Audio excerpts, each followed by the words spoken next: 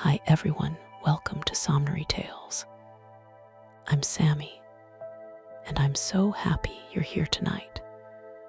If you're ready to relax, unwind, and drift into a story, you're in the right place. On my return, I found the following letter from my father. My dear Victor, you have probably waited impatiently for a letter to fix the date of your return to us, and I was at first tempted to write only a few lines, merely mentioning the day on which I should expect you. But that would be a cruel kindness, and I dare not do it. What would be your surprise, my son, when you expected a happy and glad welcome, to behold, on the contrary, tears and wretchedness? And how, Victor, can I relate our misfortune? Absence cannot have rendered you callous to our joys and griefs. And how shall I inflict pain on my long-absent son? I wish to prepare you for the woeful news, but I know it is impossible. Even now, your eye skims over the page to seek the words which are to convey to you the horrible tidings. William is dead, that sweet child whose smiles delighted and warmed my heart, who was so gentle, yet so gay. Victor, he is murdered. I will not attempt to console you, but will simply relate the circumstances of the transaction. Last Thursday, May 7th, I, my niece, and your two brothers went to walk in Plainpalais. The evening was warm and serene, and we prolonged our walk farther than usual. It was already dusk before we thought of returning.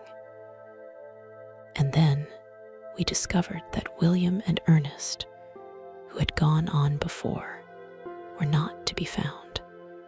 We accordingly rested on a seat until they should return. Presently Ernest came and inquired if we had seen his brother. He said that he had been playing with him, that William had run away to hide himself, and that he vainly sought for him, and afterwards waited for a long time, but that he did not return. This account rather alarmed us, and we continued to search for him until night fell, when Elizabeth conjectured that he might have returned to the house. He was not there. We returned again with torches, for I could not rest when I thought that my sweet boy had lost himself and was exposed to all the damps and dews of night. Elizabeth also suffered extreme anguish.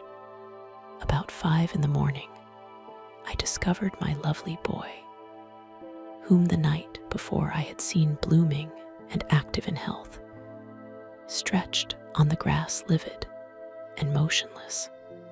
The print of the murderer's finger was on his neck. He was conveyed home, and the anguish that was visible in my countenance betrayed the secret to Elizabeth. She was very earnest to see the corpse. At first, I attempted to prevent her, but she persisted, and entering the room where it lay, hastily examined the neck of the victim, and clasping her hands, exclaimed, "O God, I have murdered my darling child." She fainted and was restored with extreme difficulty. When she again lived, it was only to weep and sigh. She told me that that same evening, William had teased her to let him wear a very valuable miniature that she possessed of your mother. This picture is gone, and was doubtless the temptation which urged the murderer to the deed. We have no trace of him at present, although our exertions to discover him are unremitted, but they will not restore my beloved William. Come, dearest Victor, you alone can console Elizabeth. She weeps continually and accuses herself unjustly as the cause of his death. Her words pierce my heart. We are all unhappy, but will not that be an additional motive for you, my son, to return and be our comforter? Your dear mother. Alas, Victor, I now say, thank God she did not live to witness the cruel, miserable death of her youngest darling. Come, Victor, not brooding thoughts of vengeance against the assassin, but with feelings of peace and gentleness that will heal, instead of festering, the wounds of our minds. Enter the house of mourning, my friend, but with kindness and affection for those who love you, and not with hatred for your enemies.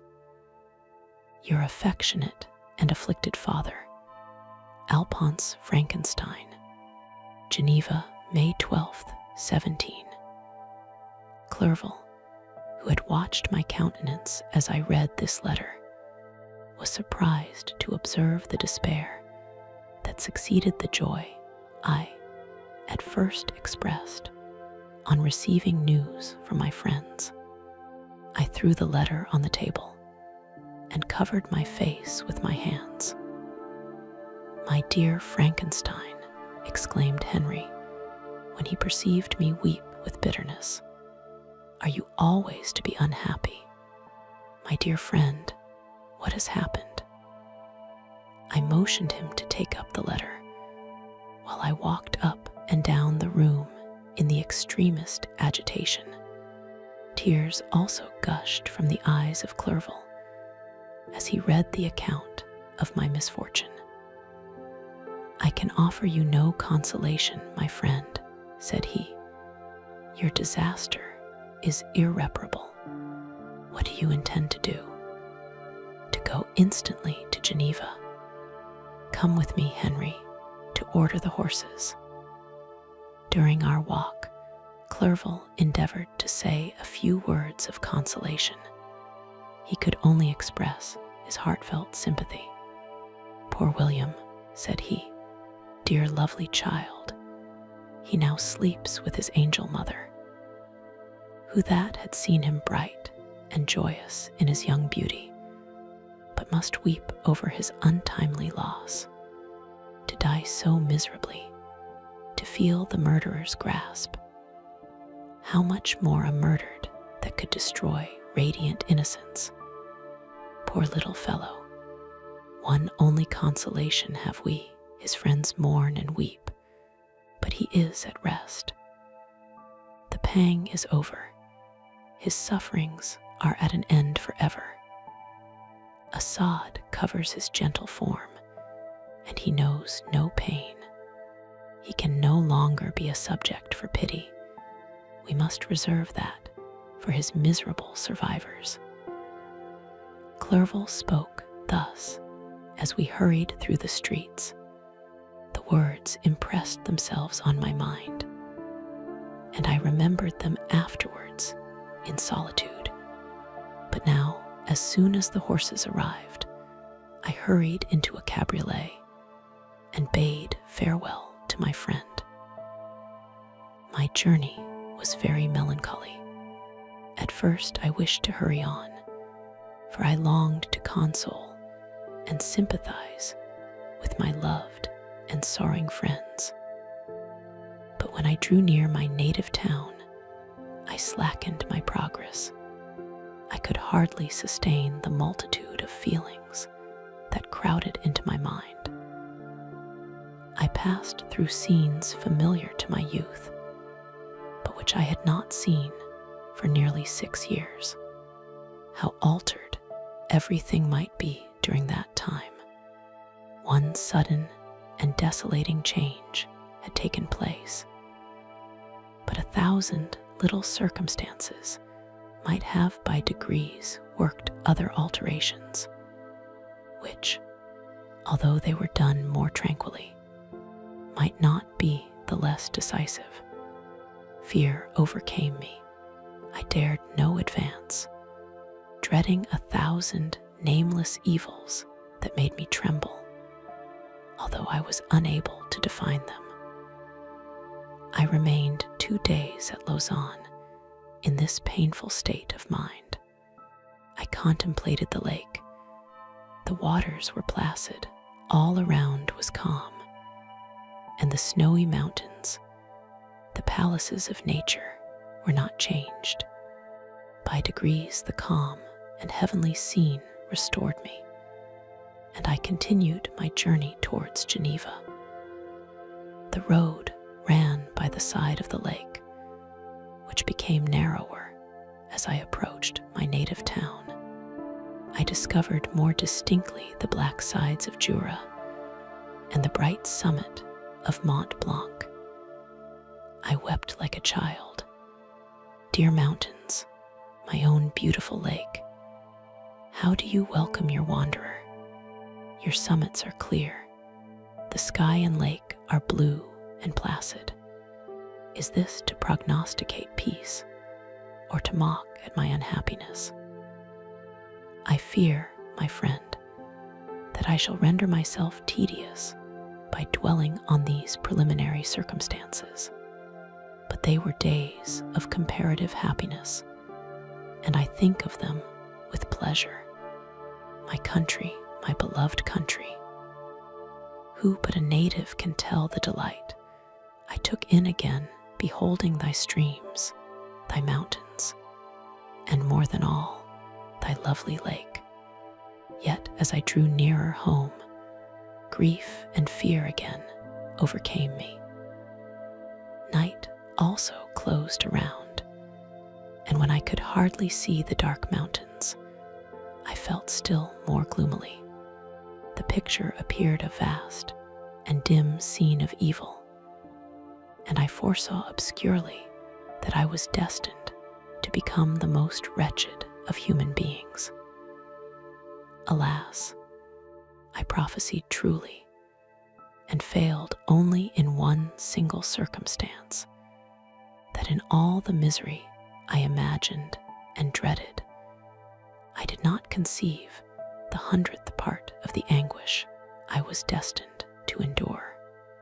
It was completely dark when I arrived in the environs of Geneva.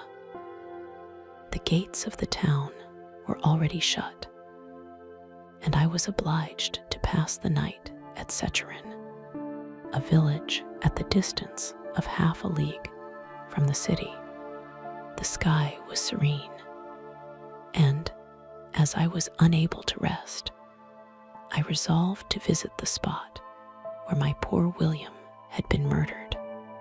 As I could not pass through the town, I was obliged to cross the lake in a boat to arrive at Plainpalais.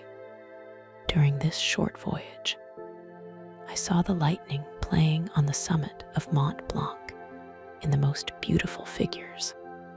The storm appeared to approach rapidly, and on landing, I ascended a low hill that I might observe its progress. It advanced. The heavens were clouded, and I soon felt the rain coming slowly in large drops, but its violence quickly increased. I quitted my seat and walked on. Although the darkness and storm increased every minute, and the thunder burst with a terrific crash over my head, it was echoed from Salers, the Juras, and the Alps of Savoy. Vivid flashes of lightning dazzled my eyes, illuminating the lake, making it appear like a vast sheet of fire. Then, for an instant, everything seemed of a pitchy darkness, until the eye recovered itself from the preceding flash.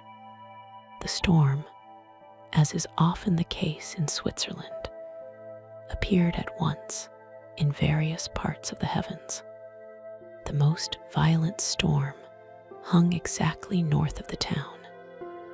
over the part of the lake which lies between the promontory of Belrive and the village of Coppert.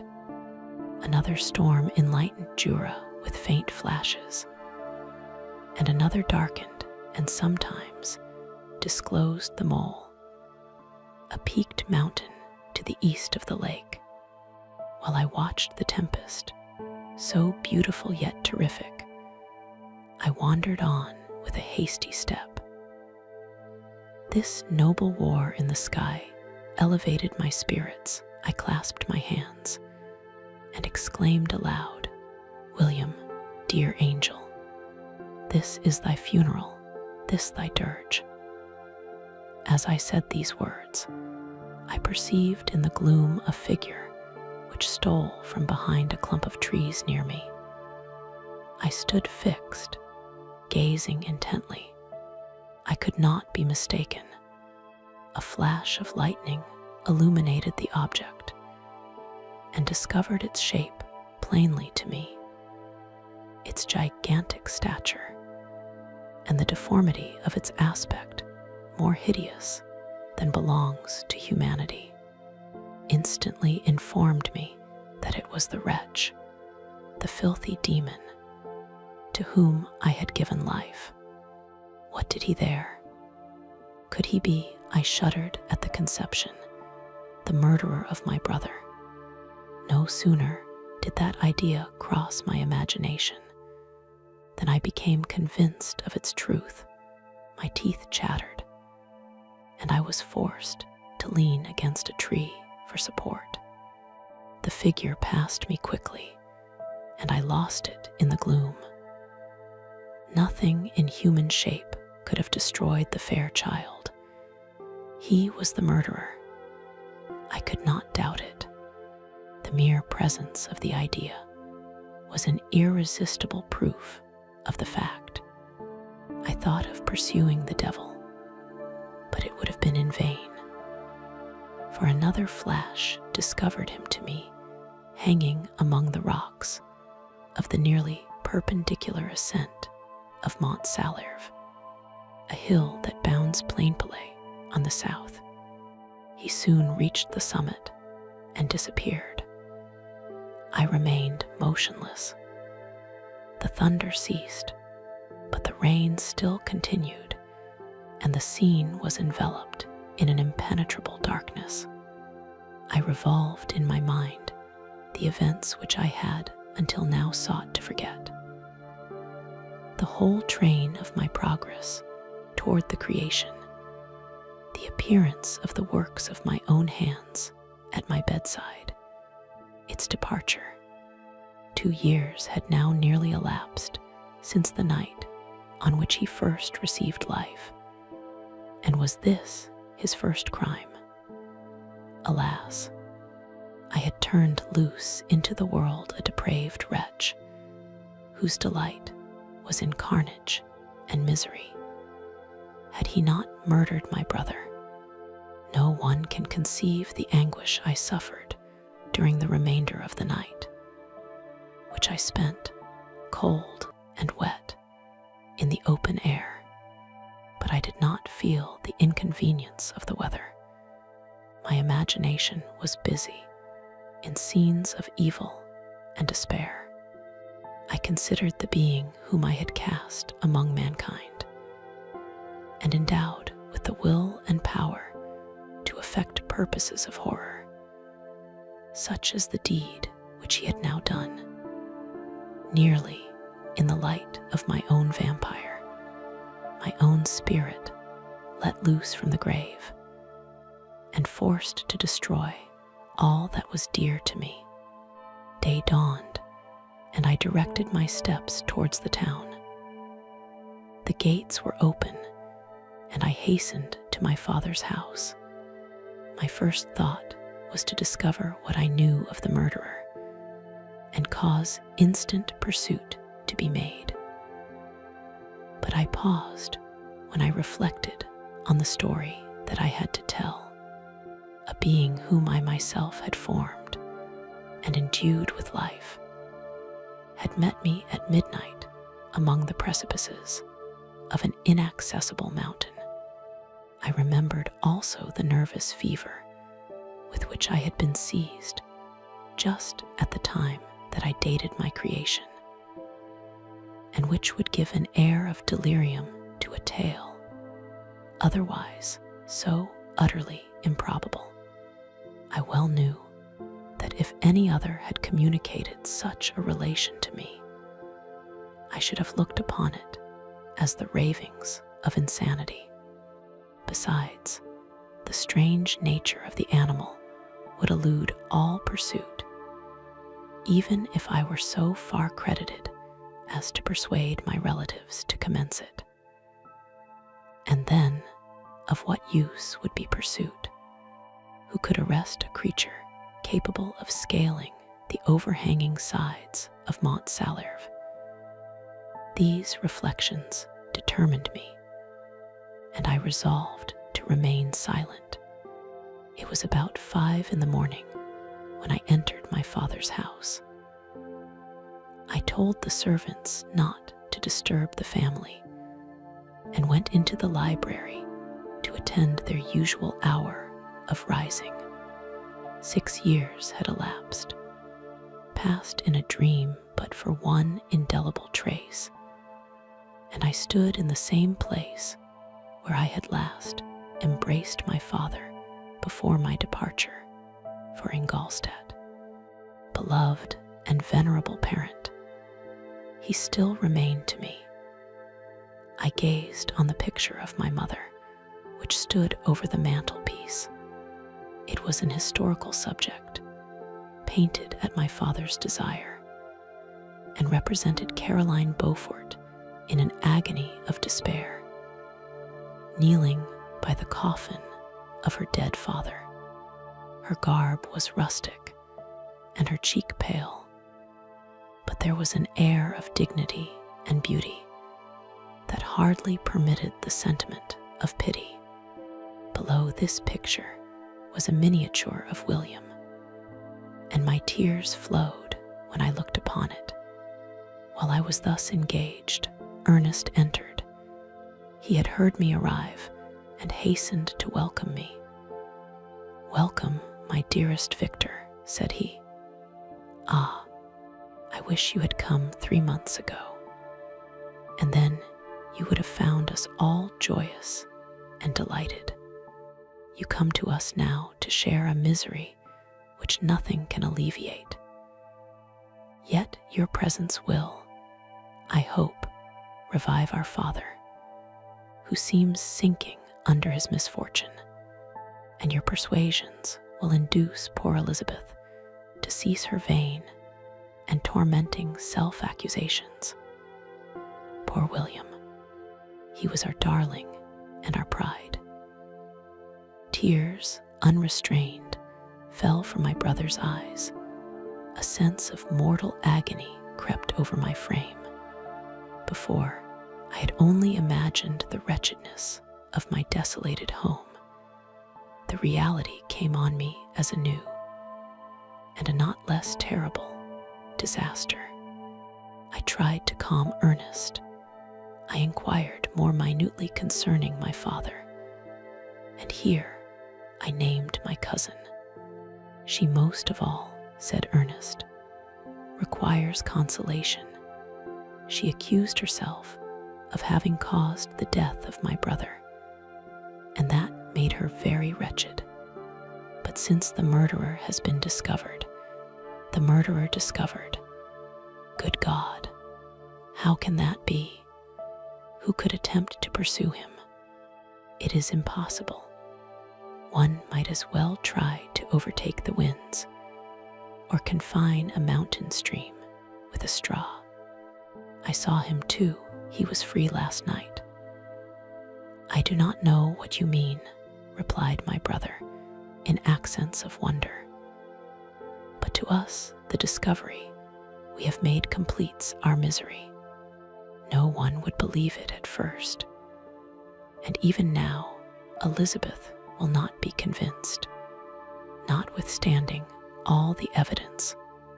Indeed, who would credit that Justine Moritz, who was so amiable and fond of all the family, could suddenly become so capable of so frightful, so appalling a crime. Justine Moritz. Poor, poor girl, is she the accused? But it is wrongfully. Everyone knows that. No one believes it, surely, Ernest. No one did at first, but several circumstances came out that have almost forced conviction upon us, and her own behavior has been so confused as to add to the evidence of facts a weight that, I fear, leaves no hope for doubt. But she will be tried today, and you will then hear all. He then related that the morning on which the murder of poor William had been discovered, Justine had been taken ill and confined to her bed for several days. During this interval, one of the servants, happening to examine the apparel she had worn on the night of the murder, had discovered in her pocket the picture of my mother, which had been judged to be the temptation of the murderer.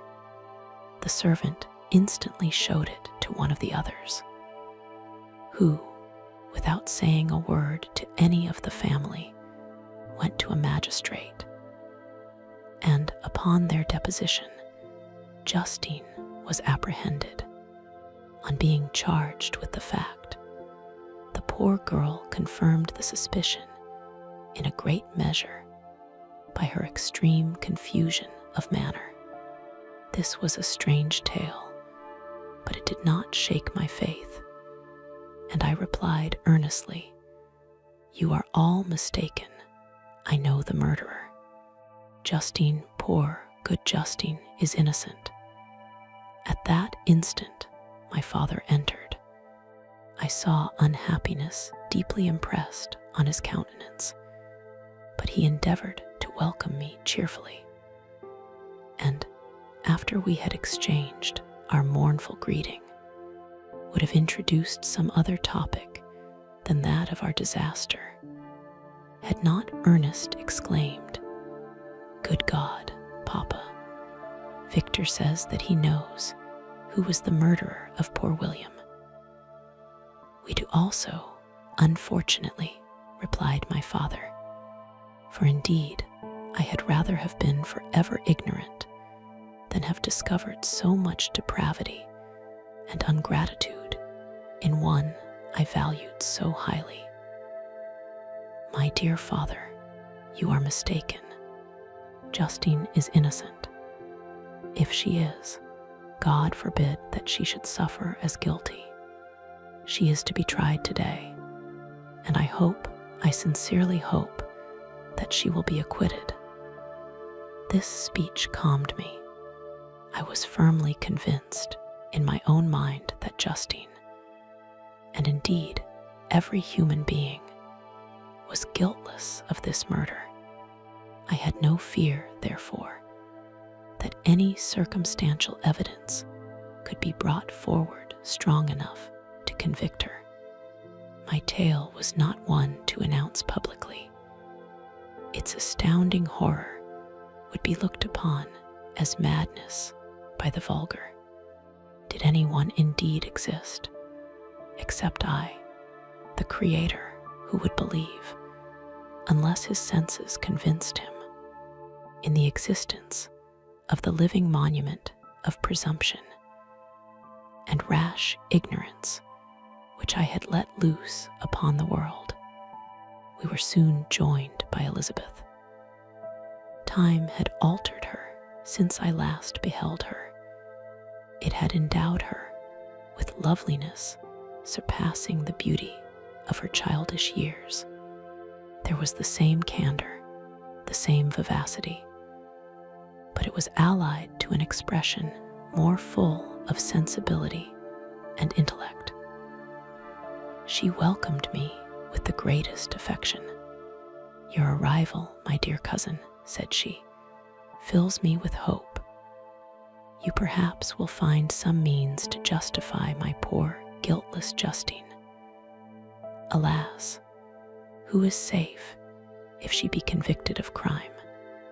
I rely on her innocence as certainly as I do upon my own. Our misfortune is doubly hard to us.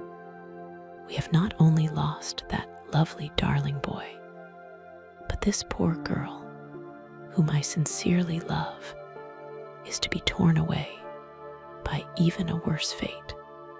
If she is condemned, I never shall know joy more. But she will not. I am sure she will not. And then I shall be happy again, even after the sad death of my little William. She is innocent, my Elizabeth, said I, and that shall be proved. Fear nothing, but let your spirits be cheered by the assurance of her acquittal. How kind and generous you are. Everyone else believes in her guilt, and that made me wretched, for I knew that it was impossible, and to see everyone else prejudiced in so deadly a manner rendered me hopeless and despairing. She wept. Dearest niece, said my father, dry your tears. If she is, as you believe, innocent, rely on the justice of our laws, and the activity with which I shall prevent the slightest shadow of partiality. We passed a few sad hours until 11 o'clock, when the trial was to commence, my father and the rest of the family being obliged to attend as witnesses. I accompanied them to the court. During the whole of this wretched mockery of justice, I suffered living torture. It was to be decided whether the result of my curiosity and lawless devices would cause the death of two of my fellow beings. One a smiling babe full of innocence and joy, the other far more dreadfully murdered, with every aggravation of infamy that could make the murder memorable in horror. Justine also was a girl of merit and possessed qualities which promised to render her life happy. Now all was to be obliterated in an ignominious grave, and I the cause. 1,000 times rather would I have confessed myself guilty of the crime ascribed to Justine. But I was absent when it was committed, and such a declaration would have been considered as the ravings of a madman, and would not have exculpated her who suffered through me. The appearance of Justine was calm. She was dressed in mourning, and her countenance, always engaging, was rendered, by the solemnity of her feelings, exquisitely beautiful. Yet she appeared confident in innocence, and did not tremble, although gazed on and execrated by thousands, for all the kindness which her beauty might otherwise have excited was obliterated in the minds of the spectators by the imagination of the enormity she was supposed to have committed. She was tranquil, yet her tranquility was evidently constrained, and as her confusion had before been adduced as a proof of her guilt, she worked up her mind to an appearance of courage. When she entered the court, she threw her eyes round it, and quickly discovered where we were seated. A tear seemed to dim her eye when she saw us, but she quickly recovered herself, and a look of sorrowful affection seemed to attest her utter guiltlessness. The trial began, and after the advocate against her had stated the charge, several witnesses were called. Several strange facts combined against her, which might have staggered anyone who had not such proof of her innocence as I had.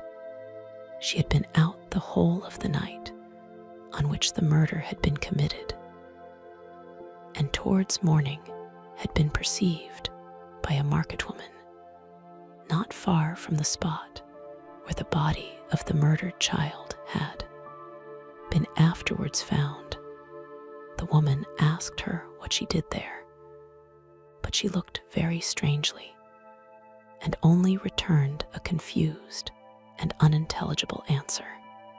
She returned to the house about 8 o'clock, and when one inquired where she had passed the night, she replied that she had been looking for the child, and demanded earnestly if anything had been heard concerning him. When shown the body, she fell into violent hysterics and kept her bed for several days. The picture was then produced, which the servant had found in her pocket. And when Elizabeth, in a faltering voice, proved that it was the same witch, an hour before the child had been missed, she had placed round his neck, a murmur of horror and indignation filled the court. Justine was called on for her defense. As the trial had proceeded, her countenance had altered. Surprise, horror, and misery were strongly expressed. Sometimes she struggled with her tears, but when she was desired to plead, she collected her powers and spoke in an audible, although variable voice. "God knows," she said, "how entirely I am innocent, but I do not pretend that my protestations should acquit me. I rest my innocence on a plain and simple explanation of the facts which have been adduced against me, and I hope the character I have always borne will incline my judges to a favorable interpretation where any circumstance appears doubtful or suspicious." She then related that, by the permission of Elizabeth, she had passed the evening of the night on which the murder had been committed at the house of an aunt at Chairn, a village situated at about a league from Geneva. On her return, at about 9 o'clock, she met a man who asked her if she had seen anything of the child who was lost. She was alarmed by this account and passed several hours in looking for him, when the gates of Geneva were shut, and she was forced to remain several hours of the night in a barn belonging to a cottage, being unwilling to call up the inhabitants, to whom she was well known. Most of the night she spent here watching. Towards morning, she believed that she slept for a few minutes. Some steps disturbed her, and she awoke. It was dawn, and she quitted her asylum, that she might again endeavor to find my brother. If she had gone near the spot where his body lay, it was without her knowledge. That she had been bewildered when questioned by the market woman was not surprising, since she had passed a sleepless night, and the fate of poor William was yet uncertain. Concerning the picture, she could give no account.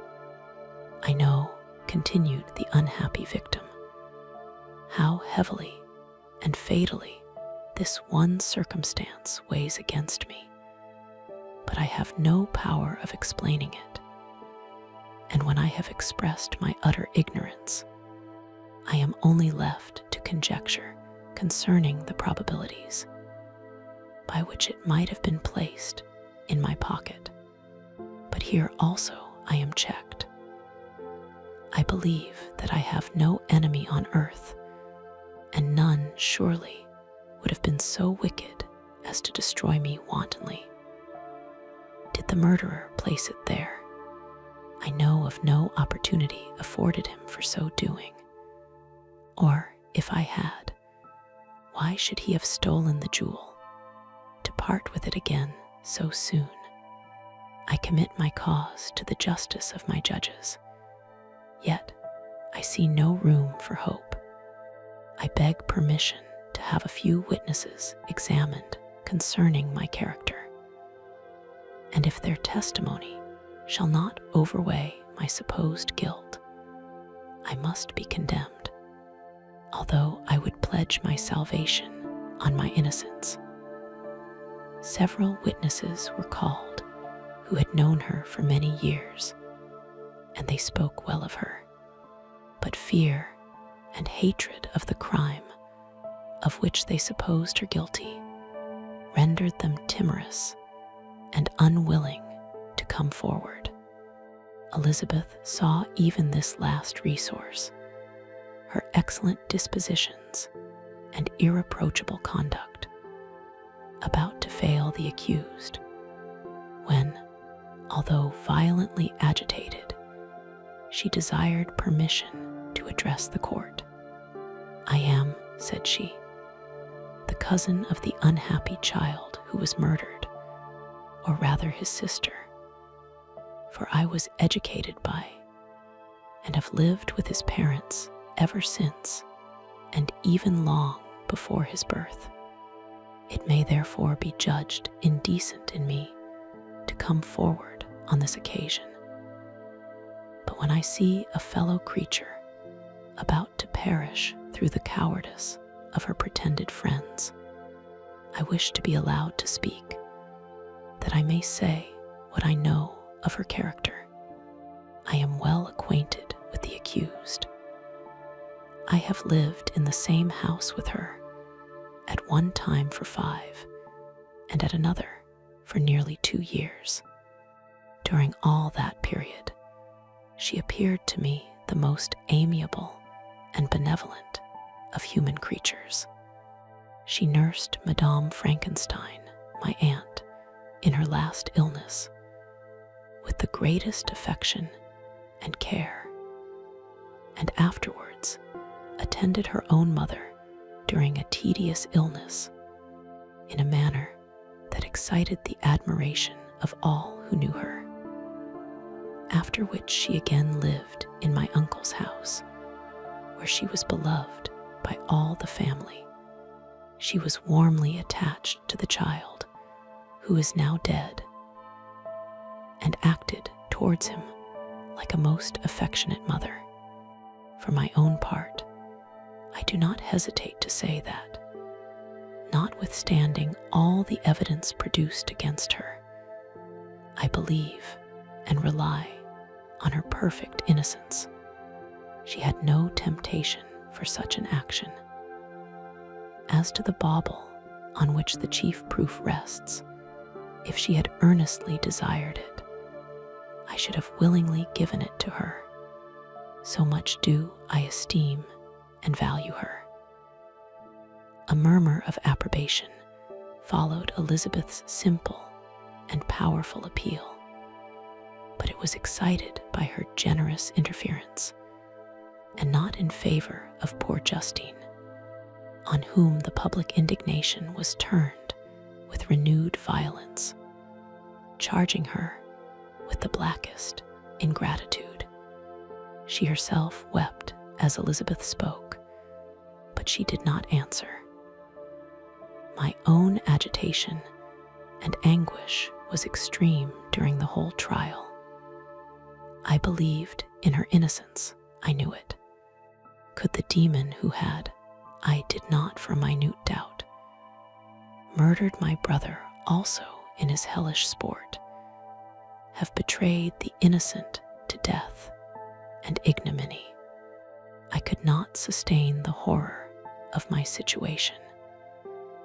And when I perceived that the popular voice and the countenances of the judges had already condemned my unhappy victim, I rushed out of the court in agony. The tortures of the accused did not equal mine. She was sustained by innocence, but the fangs of remorse tore my bosom and would not forgo their hold. I passed a night of unmingled wretchedness. In the morning, I went to the court. My lips and throat were parched.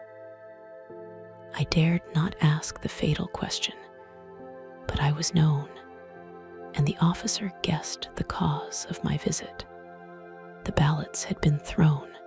They were all black, and Justine was condemned. I cannot pretend to describe what I then felt. I had before experienced sensations of horror, and I have endeavored to bestow upon them adequate expressions. But words cannot convey an idea of the heart-sickening despair that I then endured. The person to whom I addressed myself added that Justine had already confessed her guilt. That evidence, he observed, was hardly required in so glaring a case, but I am glad of it. And indeed, none of our judges like to condemn a criminal upon circumstantial evidence, be it ever so decisive. This was strange and unexpected intelligence. What could it mean? Had my eyes deceived me?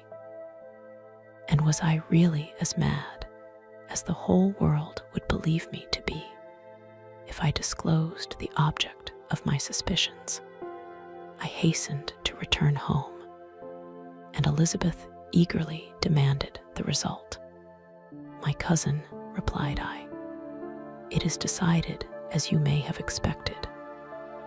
All judges had rather that 10 innocent should suffer than that one guilty should escape. But she has confessed."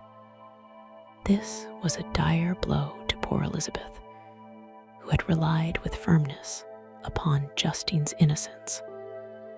"Alas," said she, "how shall I ever again believe in human goodness? Justine, whom I loved and esteemed as my sister, how could she put on those smiles of innocence only to betray?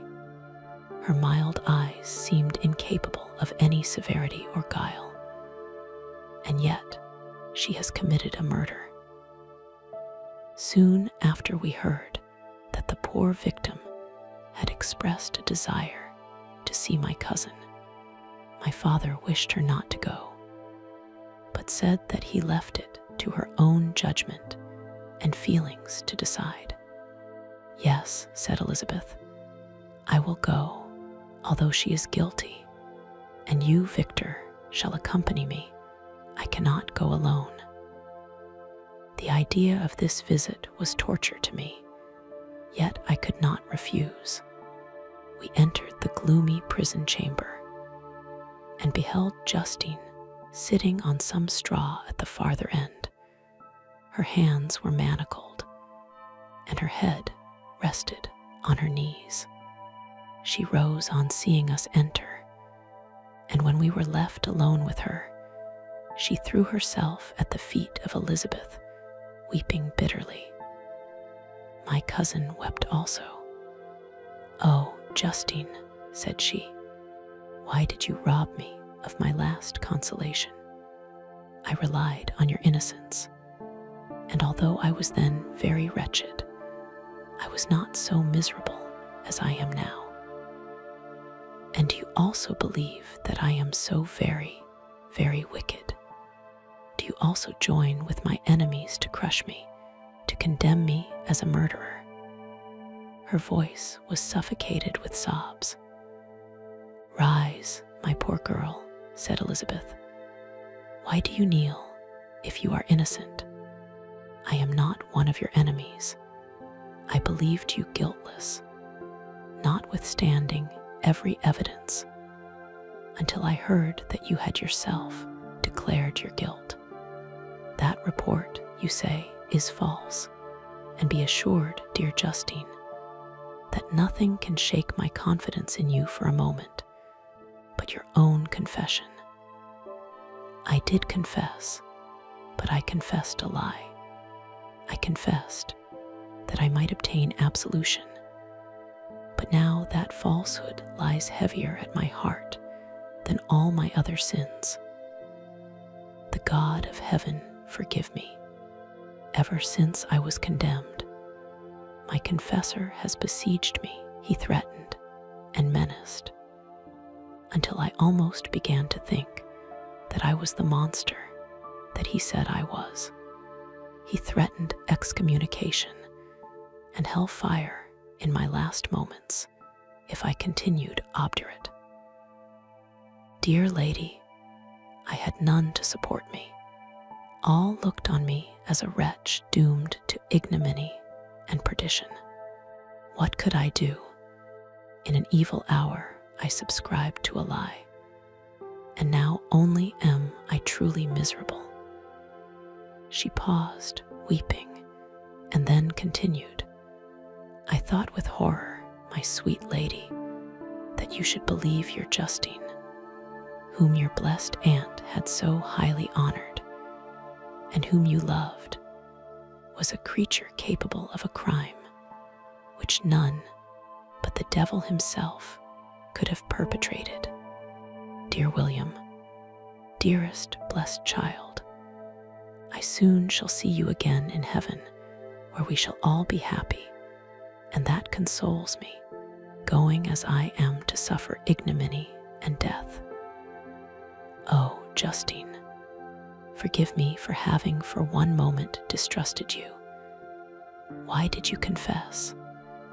But do not mourn, dear girl, do not fear. I will proclaim, I will prove your innocence. I will melt the stony hearts of your enemies by my tears and prayers. You shall not die. You, my playfellow, my companion, my sister, perish on the scaffold. No, no, I never could survive so horrible a misfortune. Justine shook her head mournfully. I do not fear to die, she said. That pang is past. God raises my weakness and gives me courage to endure the worst. I leave a sad and bitter world. And if you remember me and think of me as of one unjustly condemned, I am resigned to the fate awaiting me. Learn from me, dear lady, to submit in patience to the will of heaven. During this conversation, I had retired to a corner of the prison room, where I could conceal the horrid anguish that possessed me. Despair, who dared talk of that? The poor victim, who on the morrow was to pass the awful boundary between life and death, felt not, as I did, such deep and bitter agony.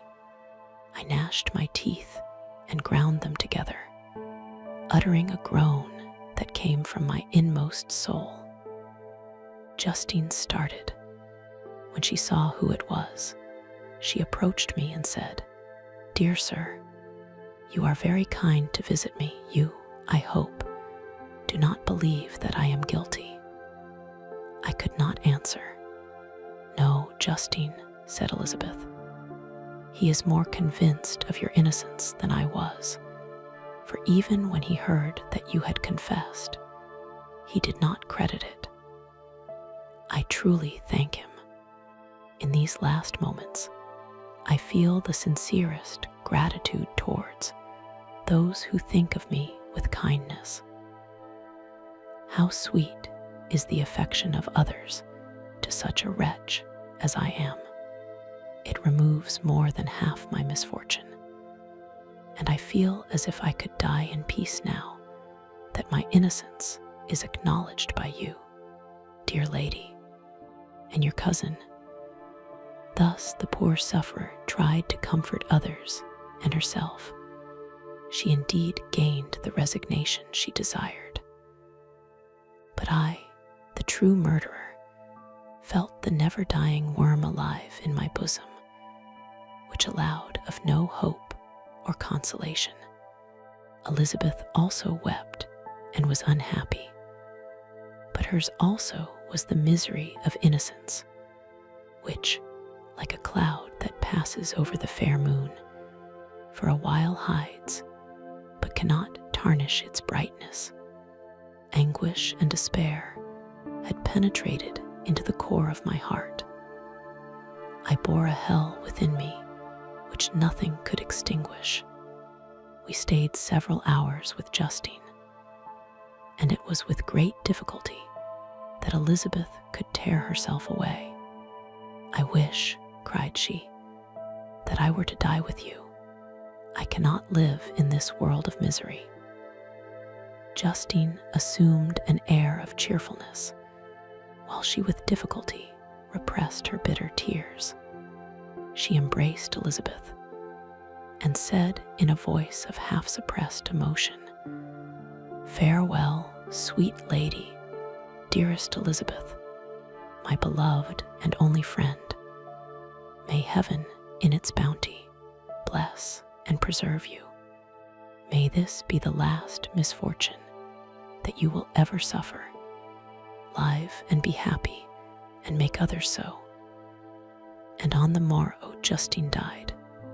Elizabeth's heartrending eloquence failed to move the judges from their settled conviction in the criminality of the saintly sufferer. My passionate and indignant appeals were lost upon them, and when I received their cold answers and heard the harsh, unfeeling reasoning of these men, my purposed avowal died away on my lips. Thus I might proclaim myself a madman, but not revoke the sentence passed upon my wretched victim. She perished on the scaffold as a murderess. From the tortures of my own heart, I turned to contemplate the deep and voiceless grief of my Elizabeth. This also was my doing, and my father's woe, and the desolation of that late so smiling home all was the work of my thrice accursed hands. Ye weep, unhappy ones, but these are not your last tears. Again shall you raise the funeral wail, and the sound of your lamentations shall again and again be heard. Frankenstein, your son, your kinsman, your early, much-loved friend, he who would spend each vital drop of blood for your sakes, who has no thought nor sense of joy, except as it is mirrored also in your dear countenances, who would fill the air with blessings, and spend his life in serving you, he bids you weep, to shed countless tears, happy beyond his hopes, if thus inexorable fate be satisfied, and if the destruction pause before the peace of the grave have succeeded to your sad torments. Thus spoke my prophetic soul, as, torn by remorse, horror, and despair, I beheld those I loved spend vain sorrow upon the graves of William and Justine, the first hapless victims to my unhallowed arts. Nothing is more painful to the human mind than, after the feelings have been worked up by a quick succession of events, the dead calmness of inaction and certainty which follows and deprives the soul both of hope and fear. Justine died, she rested, and I was alive. The blood flowed freely in my veins, but a weight of despair and remorse pressed on my heart which nothing could remove. Sleep fled from my eyes. I wandered like an evil spirit, for I had committed deeds of mischief beyond description horrible. And more, much more, I persuaded myself, was yet behind. Yet my heart overflowed with kindness and the love of virtue. I had begun life with benevolent intentions and thirsted for the moment when I should put them in practice and make myself useful to my fellow beings. Now all was blasted. Instead of that serenity of conscience, which allowed me to look back upon the past with self-satisfaction, and from thence to gather promise of new hopes, I was seized by remorse and the sense of guilt, which hurried me away to a hell of intense tortures, such as no language can describe. This state of mind preyed upon my health, which had perhaps never entirely recovered from the first shock it had sustained. I shunned the face of man. All sound of joy or complacency was torture to me.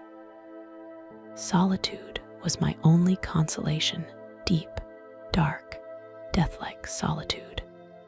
My father observed with pain the alteration perceptible in my disposition and habits, and endeavored by arguments deduced from the feelings of his serene conscience and guiltless life to inspire me with fortitude and awaken in me the courage to dispel the dark cloud which brooded over me.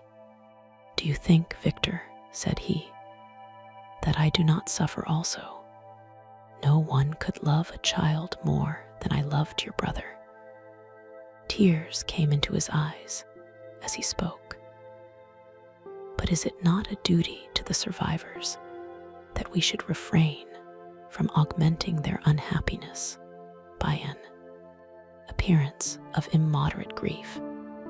It is also a duty owed to yourself, for excessive sorrow prevents improvement or enjoyment, or even the discharge of daily usefulness, without which no man is fit for society.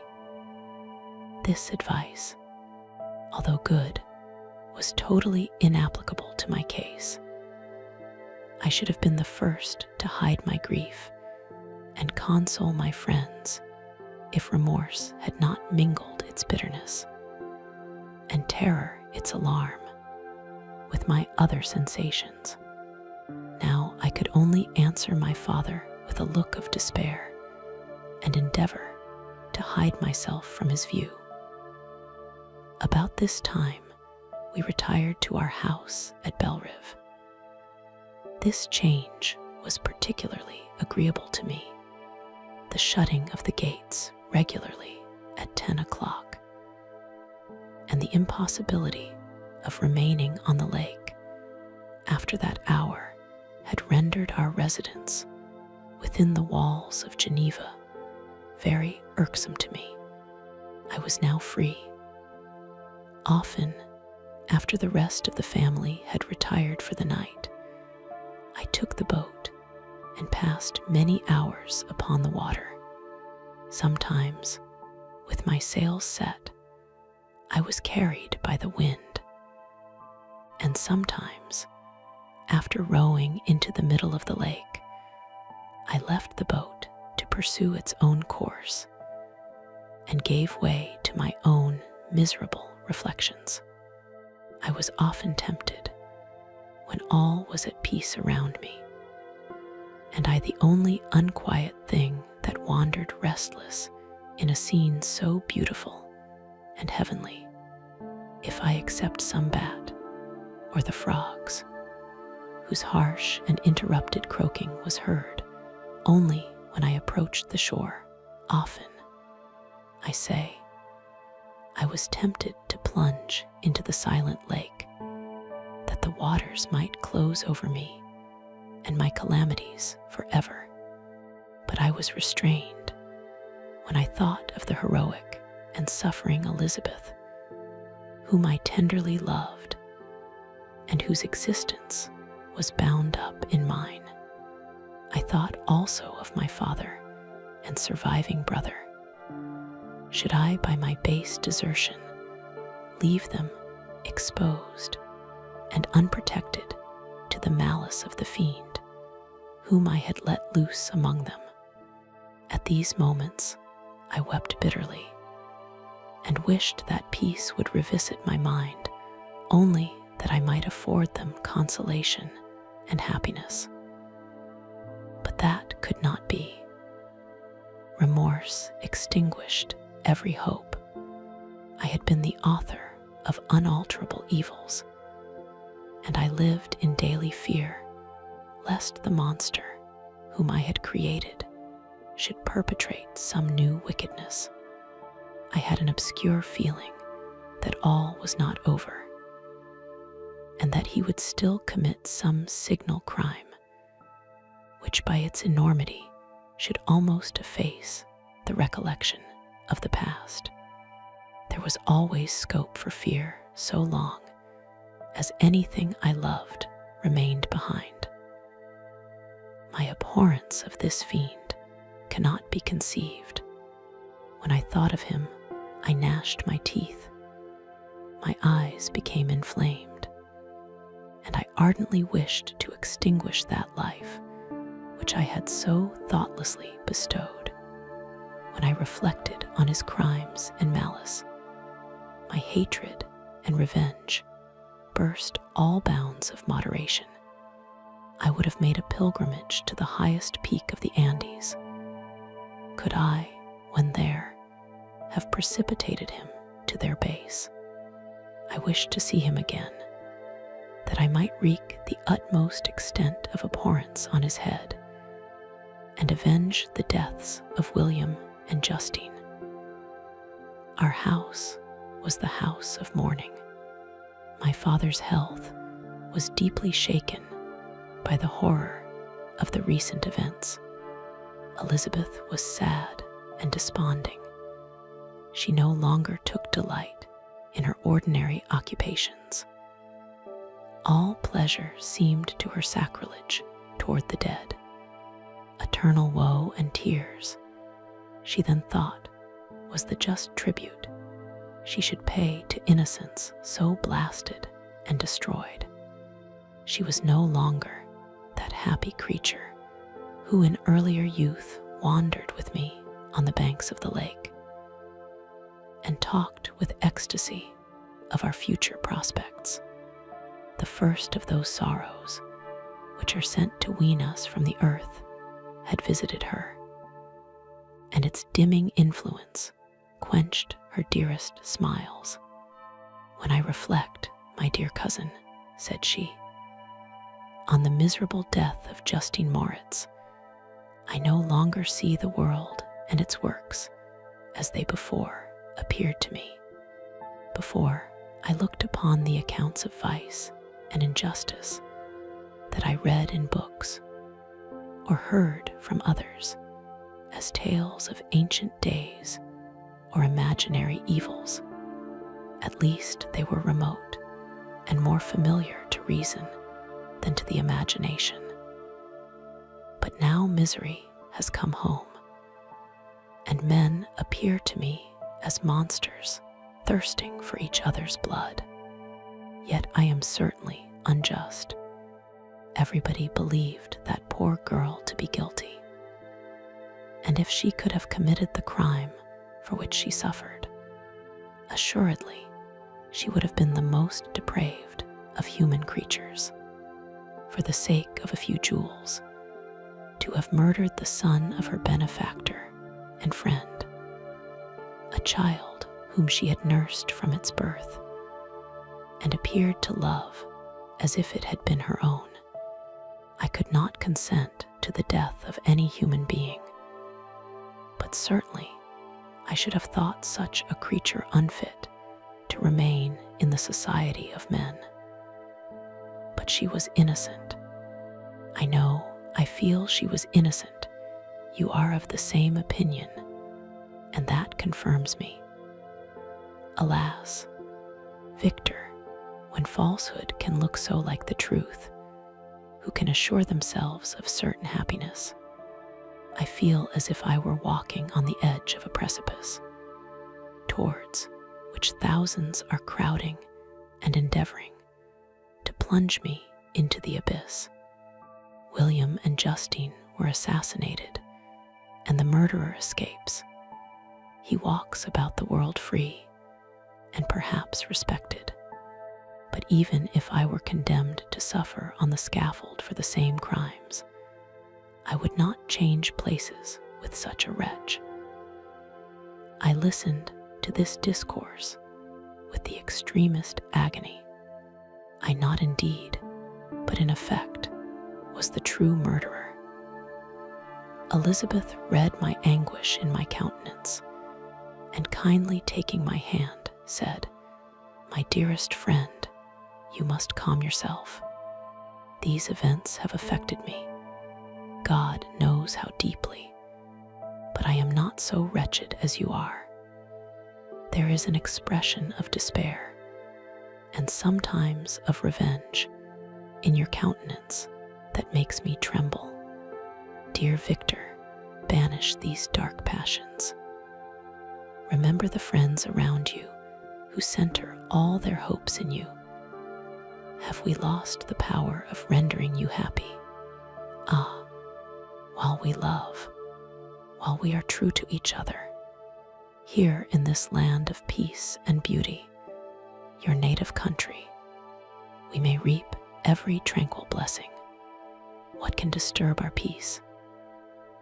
And could not such words from her, whom I fondly prized before every other gift of fortune, suffice to chase away the fiend that lurked in my heart?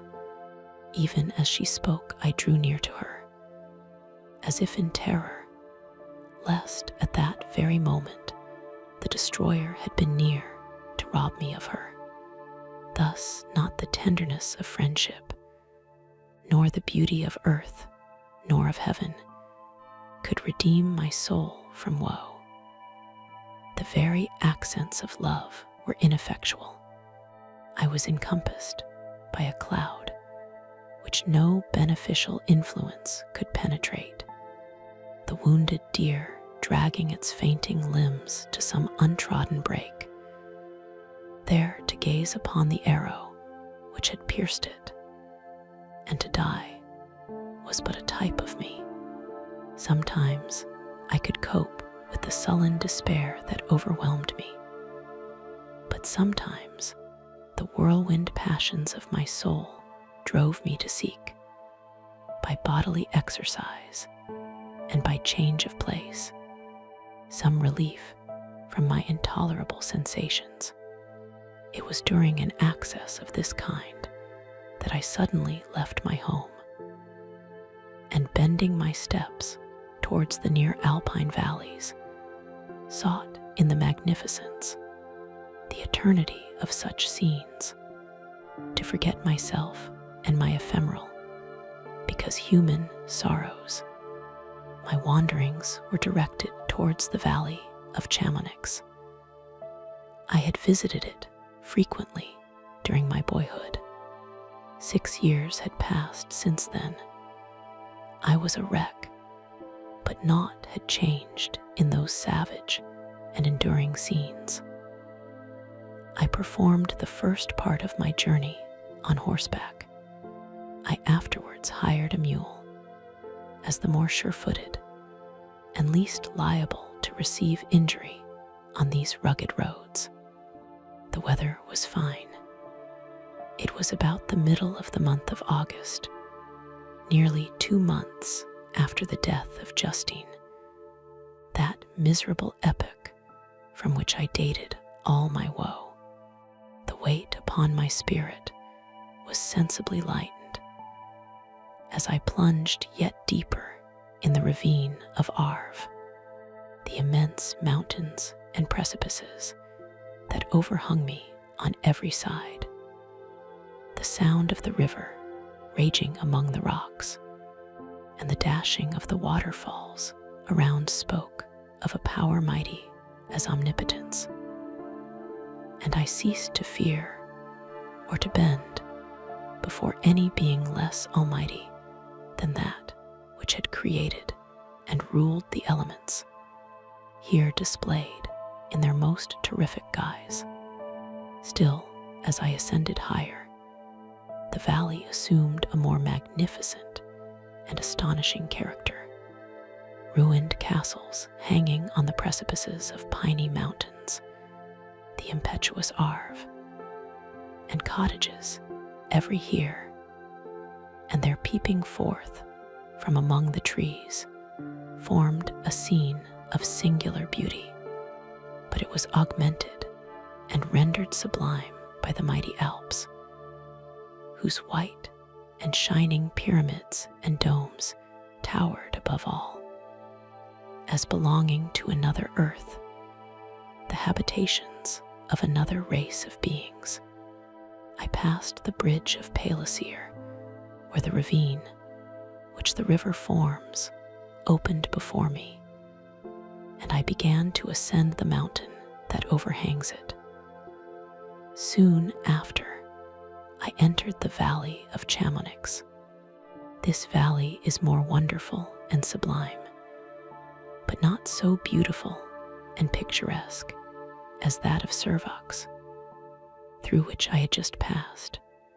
The high and snowy mountains were its immediate boundaries, but I saw no more ruined castles and fertile fields. Immense glaciers approached the road. I heard the rumbling thunder of the falling avalanche and marked the smoke of its passage. Mont Blanc, the supreme and magnificent Mont Blanc, raised itself from the surrounding aiguilles, and its tremendous dome overlooked the valley. A tingling, long-lost sense of pleasure often came across me during this journey. Some turn in the road, some new object suddenly perceived and recognized, reminded me of days gone by, and were associated with the light-hearted gaiety of boyhood. The very winds whispered in soothing accents, and maternal nature bade me weep no more. Then again, the kindly influence ceased to act. I found myself fettered again to grief and indulging in all the misery of reflection. Then I spurred on my animal, striving so to forget the world, my fears, and more than all, myself. Or, in a more desperate fashion, I alighted and threw myself on the grass, weighed down by horror and despair. At length, I arrived at the village of Chamonix. Exhaustion succeeded to the extreme fatigue, both of body and of mind, which I had endured. For a short space of time, I remained at the window, watching the pallid lightnings that played above Mont Blanc, and listening to the rushing of the Arve, which pursued its noisy way beneath. The same lulling sounds acted as a lullaby to my too keen sensations. When I placed my head upon my pillow, I spent the following day roaming through the valley. I stood beside the sources of the Arveren, which take their rise in a glacier that with slow pace is advancing down from the summit of the hills to barricade the valley. The abrupt sides of vast mountains were before me.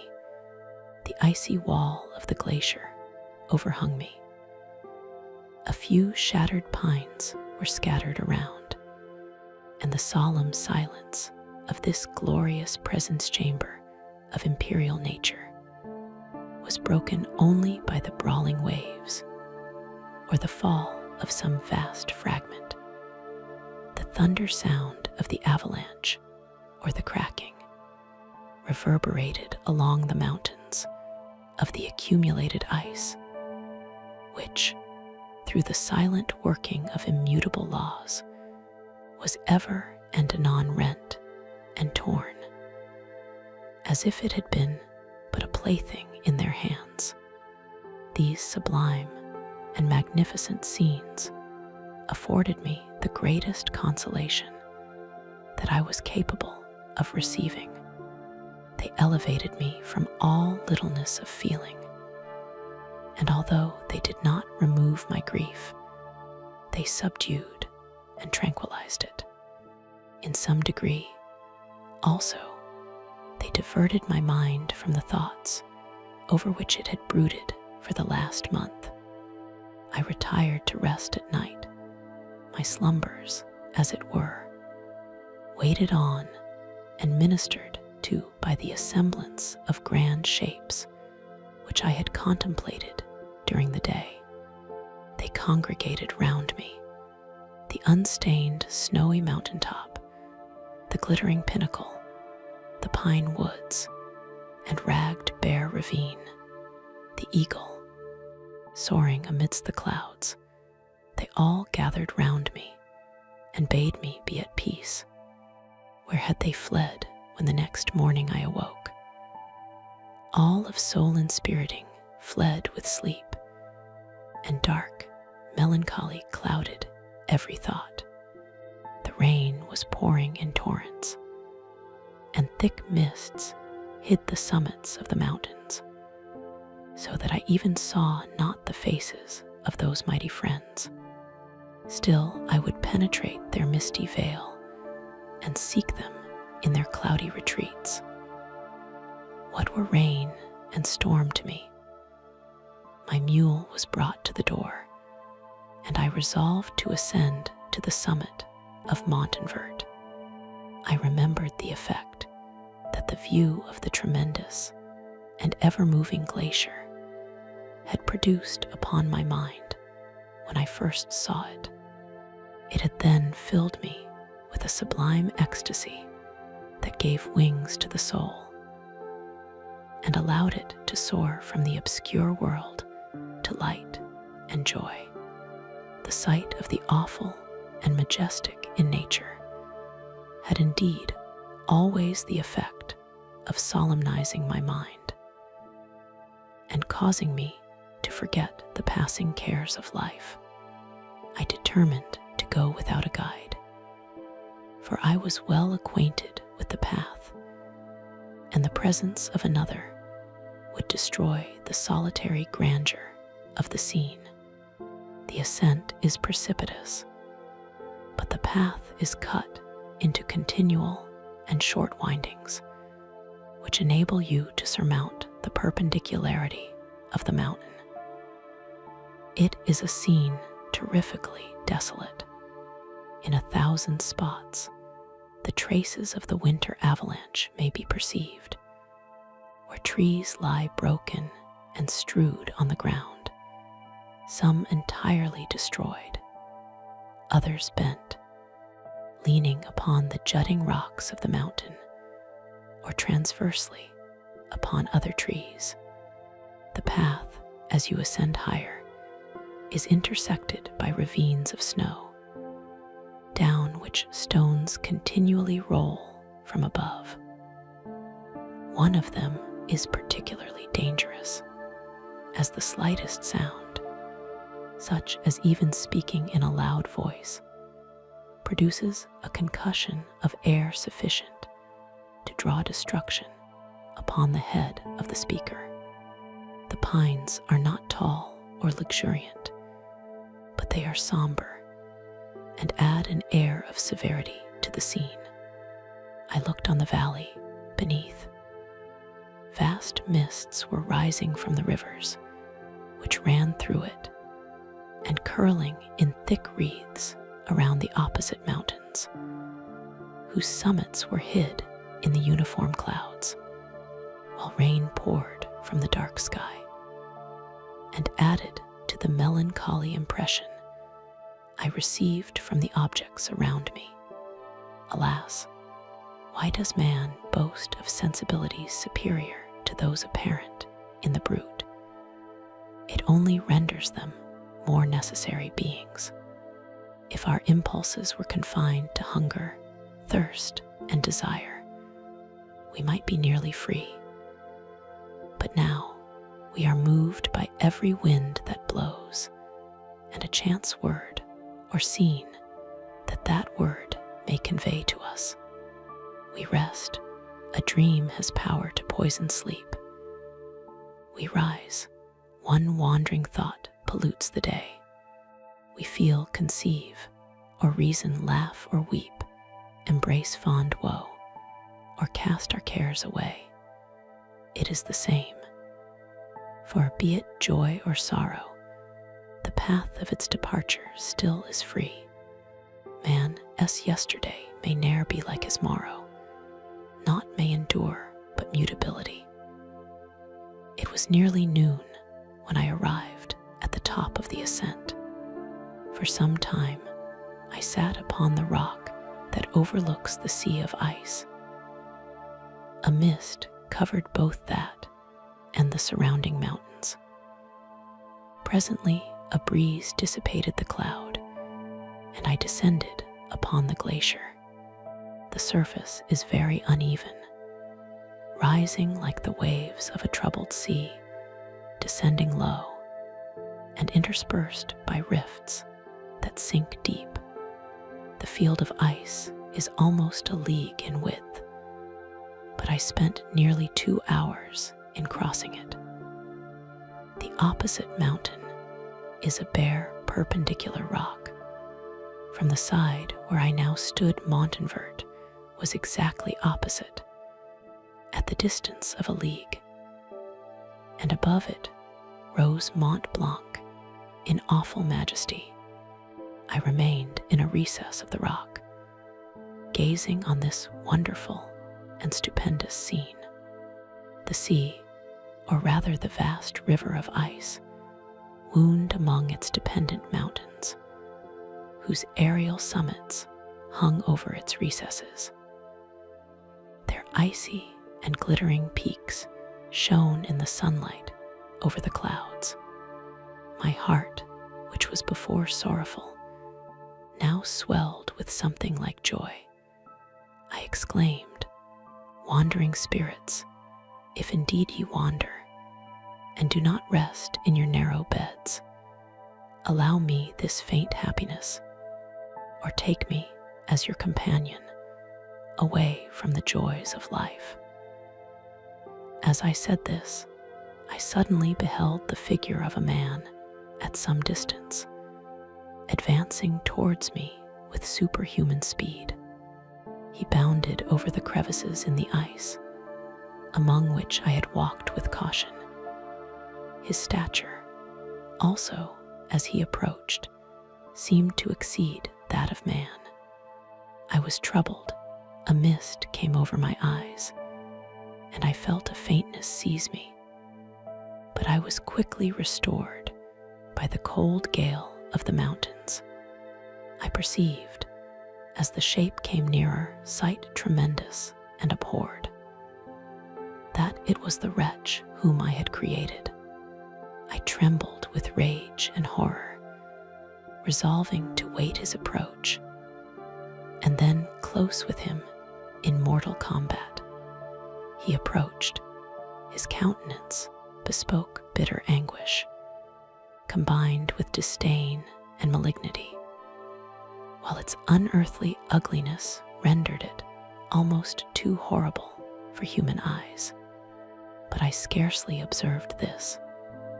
Rage and hatred had at first deprived me of utterance, and I recovered only to overwhelm him with words expressive of furious detestation and contempt.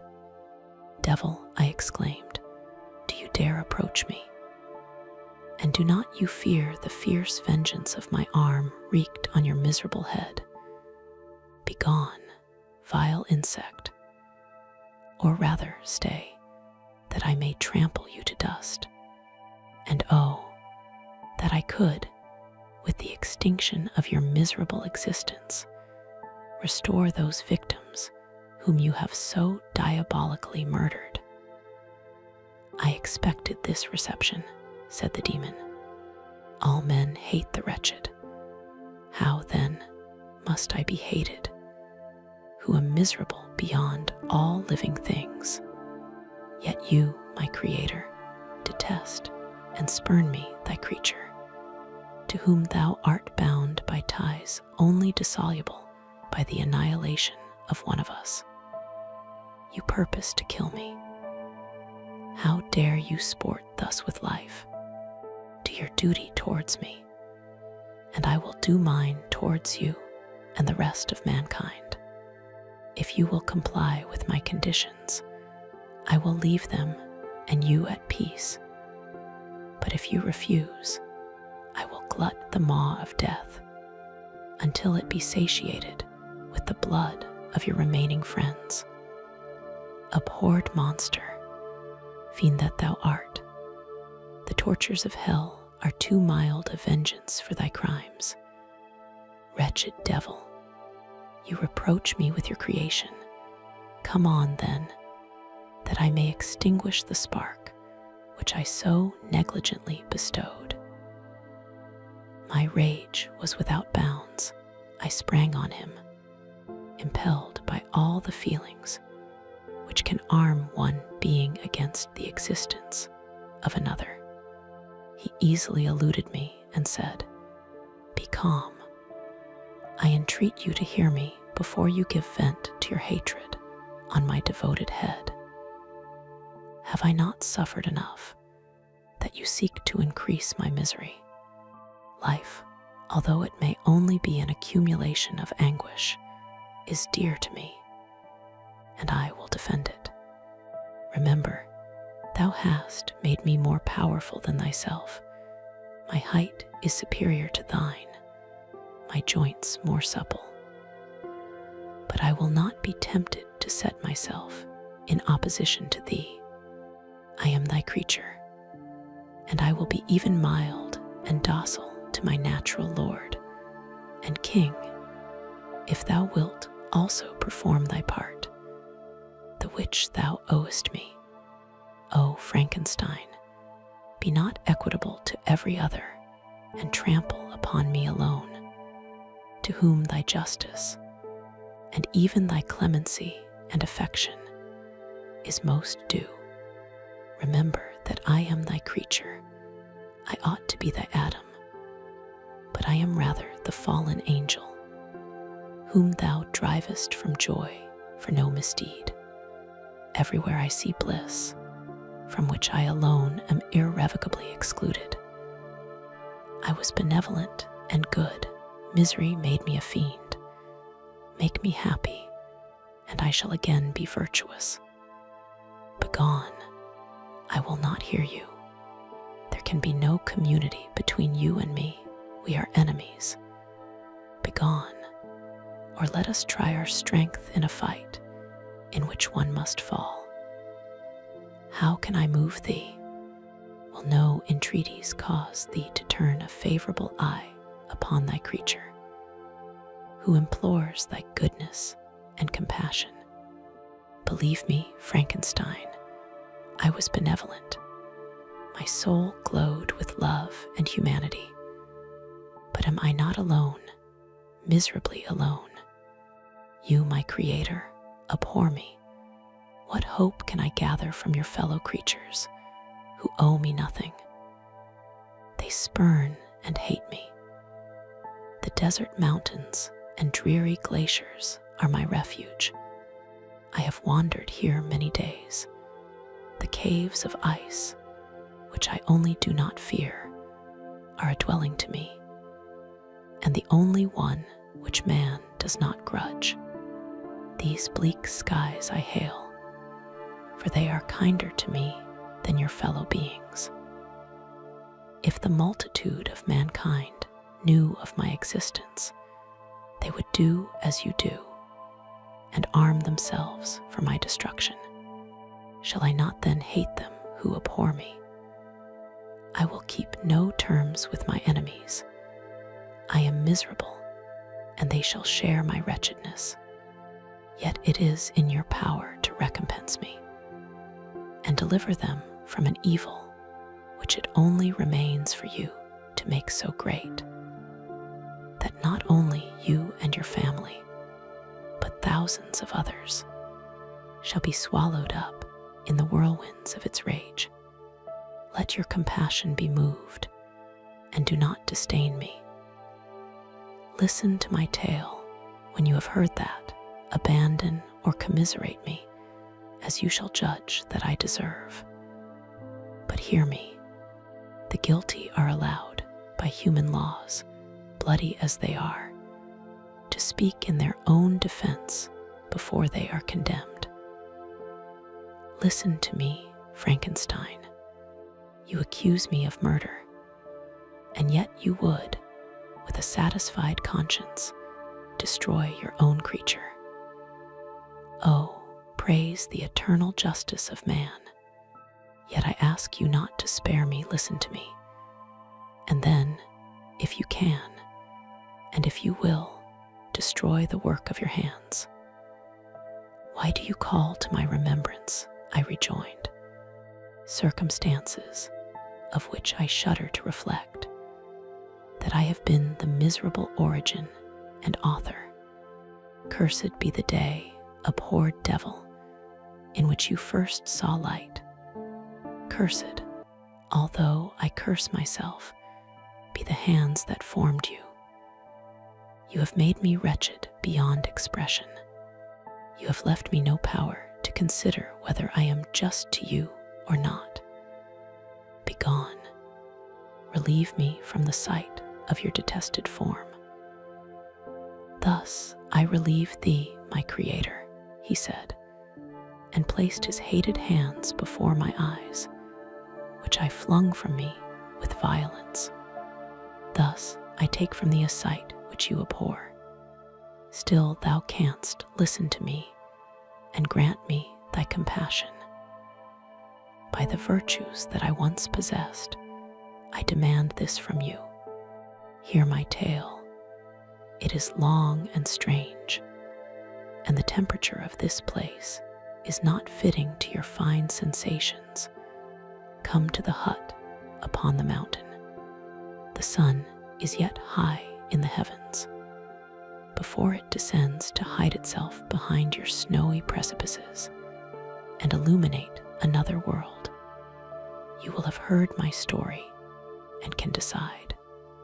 On you it rests, whether I quit forever the neighborhood of man and lead a harmless life, or become the scourge of your fellow creatures and the author of your own speedy ruin. As he said this, he led the way across the ice. I followed. My heart was full, and I did not answer him. But as I proceeded, I weighed the various arguments that he had used and determined, at least, to listen to his tale. I was partly urged by curiosity, and compassion confirmed my resolution.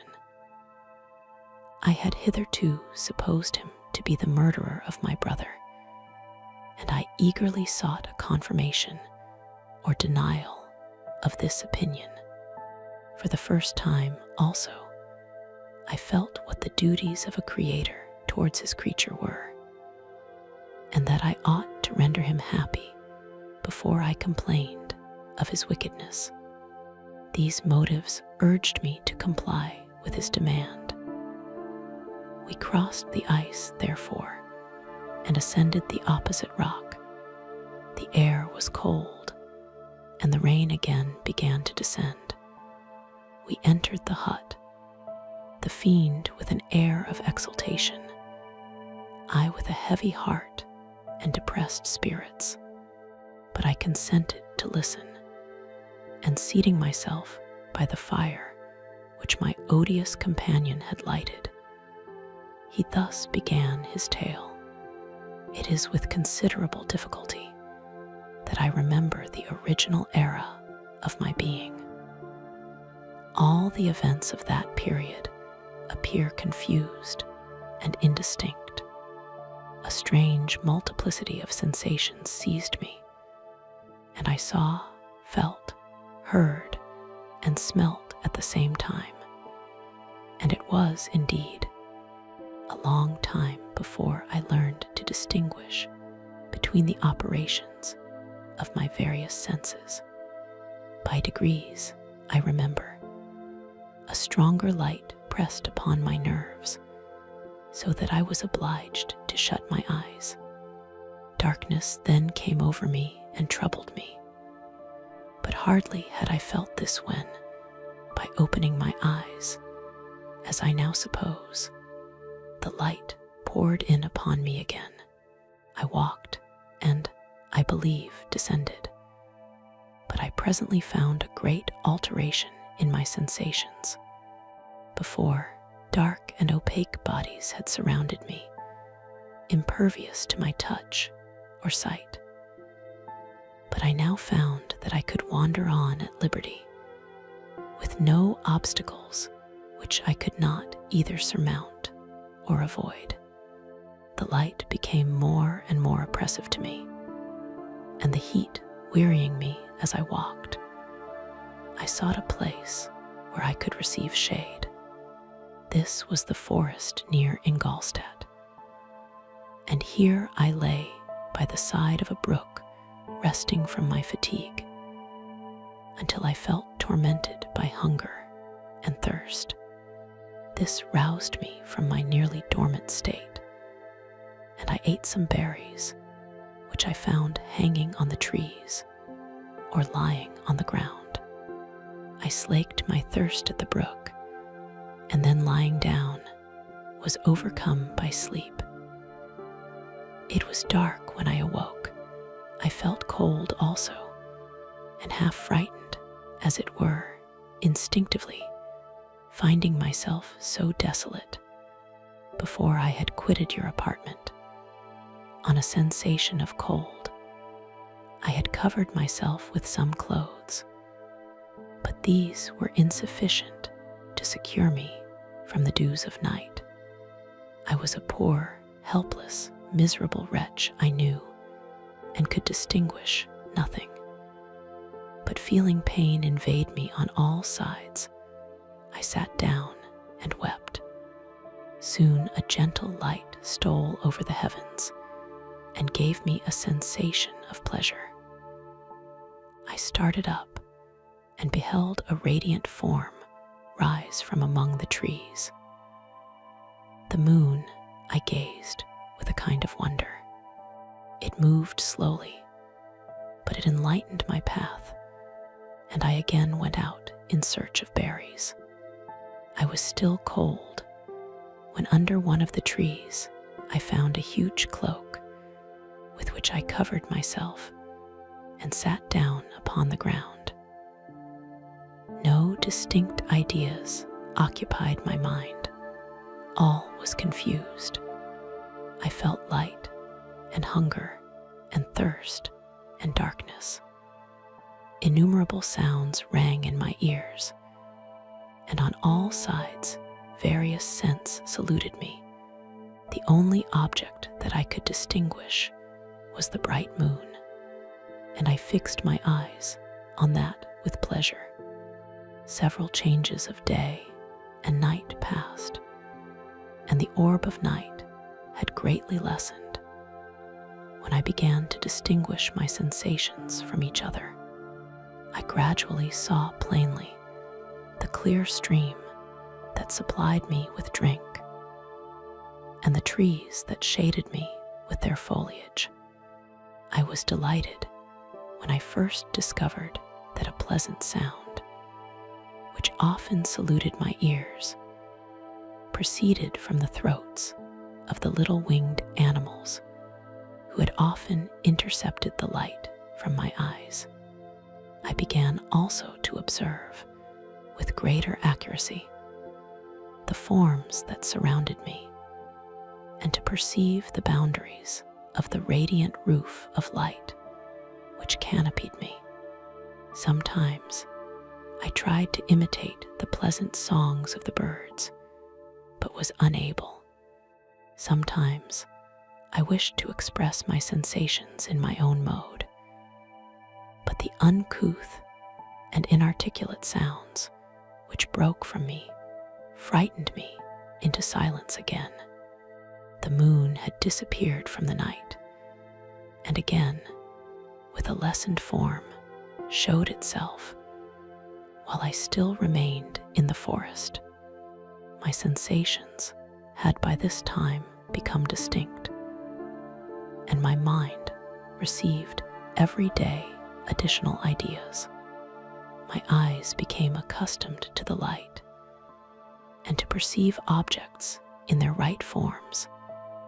I distinguished the insect from the herb, and by degrees, one herb from another. I found that the sparrow uttered none but harsh notes, whilst those of the blackbird and thrush were sweet and enticing. One day, when I was oppressed by cold, I found a fire which had been left by some wandering beggars, and was overcome with delight at the warmth I experienced from it. In my joy, I thrust my hand into the live embers, but quickly drew it out again with a cry of pain. How strange, I thought, that the same cause should produce such opposite effects. I examined the materials of the fire, and to my joy found it to be composed of wood. I quickly collected some branches, but they were wet and would not burn. I was pained at this, and sat still watching the operation of the fire. The wet wood, which I had placed near the heat, dried, and itself became inflamed. I reflected on this, and by touching the various branches, I discovered the cause, and busied myself in collecting a great quantity of wood, that I might dry it and have a plentiful supply of fire. When night came on and brought sleep with it, I was in the greatest fear lest my fire should be extinguished. I covered it carefully with dry wood and leaves, and placed wet branches upon it. And then, spreading my cloak, I lay on the ground and sank into sleep. It was morning when I awoke, and my first care was to visit the fire. I uncovered it, and a gentle breeze quickly fanned it into a flame. I observed this also, and contrived a fan of branches, which roused the embers when they were nearly extinguished. When night came again, I found, with pleasure, that the fire gave light as well as heat, and that the discovery of this element was useful to me in my food, for I found some of the offals that the travelers had left had been roasted, and tasted much more savory than the berries I gathered from the trees.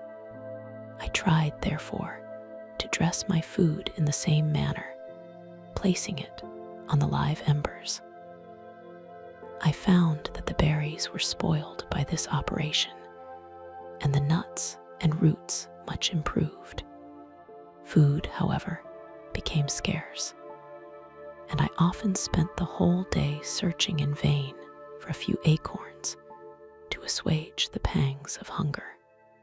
When I found this, I resolved to quit the place that I had hitherto inhabited, to seek for one where the few wants I experienced would be more easily satisfied. In this emigration, I exceedingly lamented the loss of the fire, which I had obtained through accident, and knew not how to reproduce it. I gave several hours to the serious consideration of this difficulty, but I was obliged to relinquish all attempt to supply it, and wrapping myself up in my cloak, I struck across the wood towards the setting sun. I passed 3 days in these rambles, and at length discovered the open country. A great fall of snow had taken place the night before, and the fields were of one uniform white. The appearance was disconsolate, and I found my feet chilled by the cold, damp substance that covered the ground. It was about 7 in the morning, and I longed to obtain food and shelter. At length, I perceived a small hut on a rising ground, which had doubtless been built for the convenience of some shepherd. This was a new sight to me, and I examined the structure with great curiosity. Finding the door open, I entered. An old man sat in it, near a fire, over which he was preparing his breakfast. He turned on hearing a noise, and perceiving me, shrieked loudly, and quitting the hut, ran across the fields with a speed of which his debilitated form hardly appeared capable. His appearance, different from any I had ever before seen, and his flight somewhat surprised me, but I was enchanted by the appearance of the hut. Here the snow and rain could not penetrate. The ground was dry, and it presented to me then as exquisite and divine a retreat as pandemonium appeared to the demons of hell after their sufferings in the lake of fire. I greedily devoured the remnants of the shepherd's breakfast, which consisted of bread, cheese, milk, and wine. The latter, however, I did not like. Then, overcome by fatigue, I lay down among some straw and fell asleep. It was noon when I awoke, and allured by the warmth of the sun, which shone brightly on the white ground, I determined to recommence my travels, and, depositing the remains of the peasant's breakfast in a wallet I found, I proceeded across the fields for several hours, until at sunset I arrived at a village. How miraculous did this appear! The huts, the neater cottages, and stately houses engaged my admiration by turns. The vegetables in the gardens, the milk and cheese that I saw placed at the windows of some of the cottages, allured my appetite. One of the best of these I entered, but I had hardly placed my foot within the door before the children shrieked, and one of the women fainted. The whole village was roused. Some fled, some attacked me, until, grievously bruised by stones and many other kinds of missile weapons, I escaped to the open country and fearfully took refuge in a low hovel, quite bare, and making a wretched appearance after the palaces I had beheld in the village. This hovel, however, joined a cottage of a neat and pleasant appearance, but after my late, dearly bought experience, I dared not enter it. My place of refuge was constructed of wood, but so low that I could with difficulty sit upright in it. No wood, however, was placed on the earth, which formed the floor, but it was dry, and although the wind entered it by innumerable chinks, I found it an agreeable asylum from the snow and rain. Here, then, I retreated, and lay down happy to have found a shelter, however miserable, from the inclemency of the season, and still more from the barbarity of man. As soon as morning dawned, I crept from my kennel, that I might view the adjacent cottage and discover if I could remain in the habitation I had found.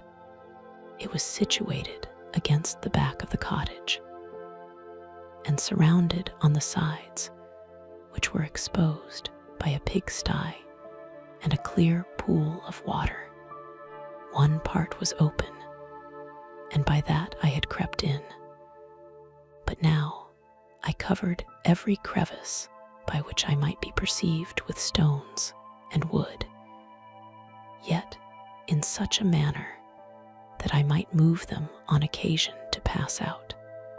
All the light I enjoyed came through the sty, and that was sufficient for me.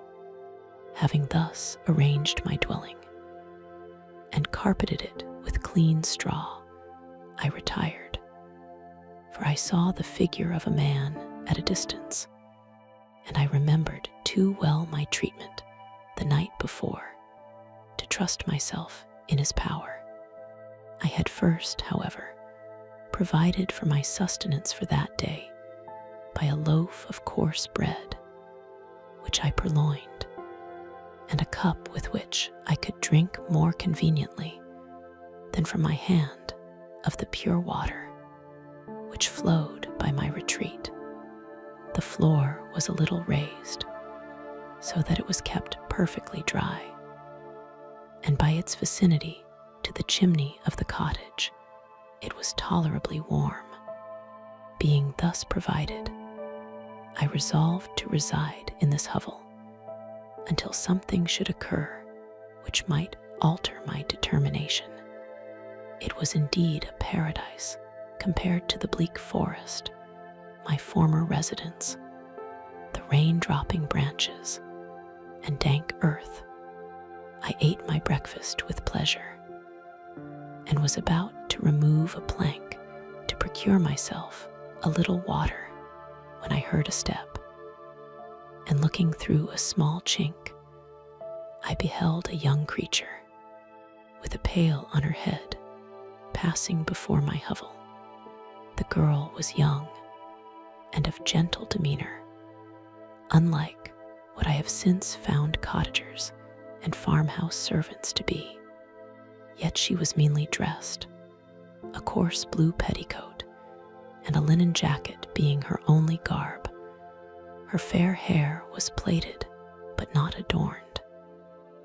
She looked patient, yet sad. I lost sight of her, and in about a quarter of an hour, she returned bearing the pail, which was now partly filled with milk. As she walked along, seemingly incommoded by the burden, a young man met her, whose countenance expressed a deeper despondence. Uttering a few sounds with an air of melancholy, he took the pail from her head and bore it to the cottage himself. She followed, and they disappeared. Presently, I saw the young man again, with some tools in his hand, cross the field behind the cottage, and the girl was also busied, sometimes in the house and sometimes in the yard. On examining my dwelling, I found that one of the windows of the cottage had formerly occupied a part of it, but the panes had been filled up with wood. In one of these was a small and almost imperceptible chink, through which the eye could just penetrate. Through this crevice, a small room was visible, whitewashed and clean, but very bare of furniture. In one corner, near a small fire, sat an old man, leaning his head on his hands in a disconsolate attitude. The young girl was occupied in arranging the cottage, but presently she took something out of a drawer which employed her hands, and she sat down beside the old man, who, taking up an instrument, began to play and to produce sounds sweeter than the voice of the thrush or the nightingale. It was a lovely sight, even to me, poor wretch, who had never beheld aught beautiful before. The silver hair and benevolent countenance of the aged cottager won my reverence, while the gentle manners of the girl enticed my love. He played a sweet, mournful air, which I perceived drew tears from the eyes of his amiable companion, of which the old man took no notice, until she sobbed audibly. He then pronounced a few sounds, and the fair creature, leaving her work, knelt at his feet. He raised her and smiled with such kindness and affection that I felt sensations of a peculiar and overpowering nature. They were a mixture of pain and pleasure, such as I had never before experienced, either from hunger or cold, warmth or food. And I withdrew from the window, unable to bear these emotions. Soon after this, the young man returned, bearing on his shoulders a load of wood. The girl met him at the door, helped to relieve him of his burden, and taking some of the fuel into the cottage, placed it on the fire. Then she and the youth went apart into a nook of the cottage, and he showed her a large loaf and a piece of cheese. She seemed pleased and went into the garden for some roots and plants, which she placed in water, and then upon the fire. She afterwards continued her work, whilst the young man went into the garden and appeared busily employed in digging and pulling up roots. After he had been employed thus about an hour, the young woman joined him, and they entered the cottage together. The old man had, in the meantime, been pensive, but on the appearance of his companions, he assumed a more cheerful air, and they sat down to eat. The meal was quickly dispatched. The young woman was again occupied in arranging the cottage. The old man walked before the cottage in the sun for a few minutes, leaning on the arm of the youth. Nothing could exceed in beauty the contrast between these two excellent creatures. One was old, with silver hairs, and a countenance beaming with benevolence and love. The younger was slight and graceful in his figure, and his features were molded with the finest symmetry, yet his eyes and attitude expressed the utmost sadness and despondency. The old man returned to the cottage, and the youth, with tools different from those he had used in the morning, directed his steps across the fields. Night quickly shut in, but to my extreme wonder, I found that the cottagers had a means of prolonging light by the use of tapers, and was delighted to find that the setting of the sun did not put an end to the pleasure I experienced in watching my human neighbors. In the evening, the young girl and her companion were employed in various occupations, which I did not understand, and the old man again took up the instrument which produced the divine sounds that had enchanted me in the morning. So soon as he had finished, the youth began not to play, but to utter sounds that were monotonous, and neither resembling the harmony of the old man's instrument nor the songs of the birds. I since found that he read aloud, but at that time I knew nothing of the science of words or letters.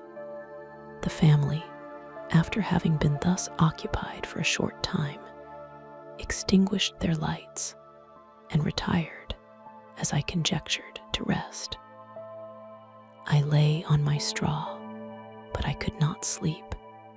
I thought of the occurrences of the day. What chiefly struck me was the gentle manners of these people, and I longed to join them, but dared not.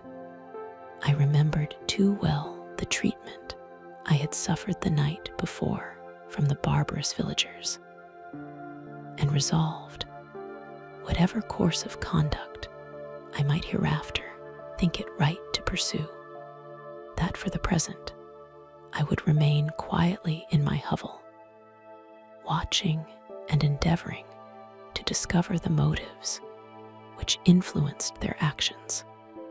The cottagers arose the next morning before the sun. The young woman arranged the cottage and prepared the food, and the youth departed after the first meal.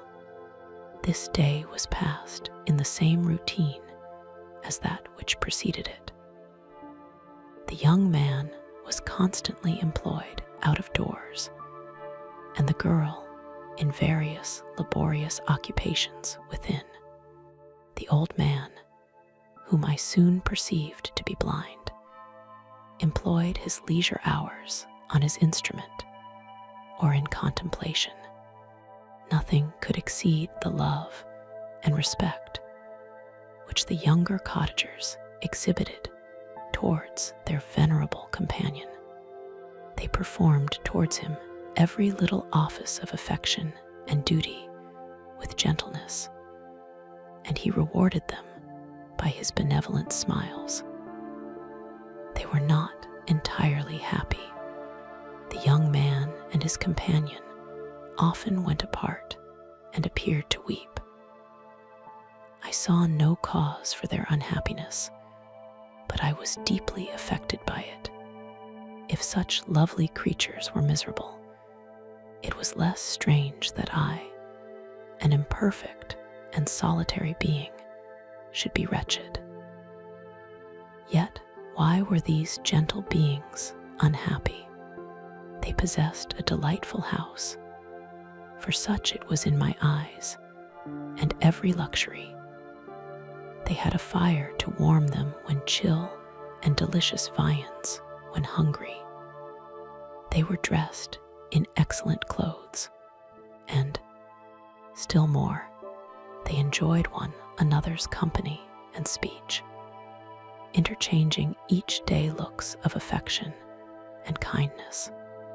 What did their tears imply? Did they really express pain? I was at first unable to solve these questions, but perpetual attention and time explained to me many appearances which were at first enigmatic. A considerable period elapsed before I discovered one of the causes of the uneasiness of this amiable family. It was poverty, and they suffered that evil in a very distressing degree.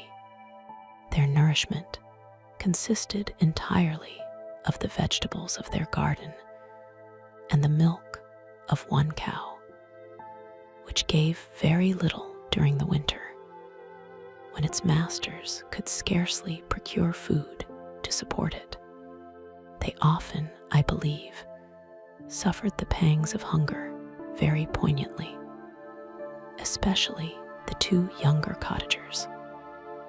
For several times they placed food before the old man when they reserved none for themselves.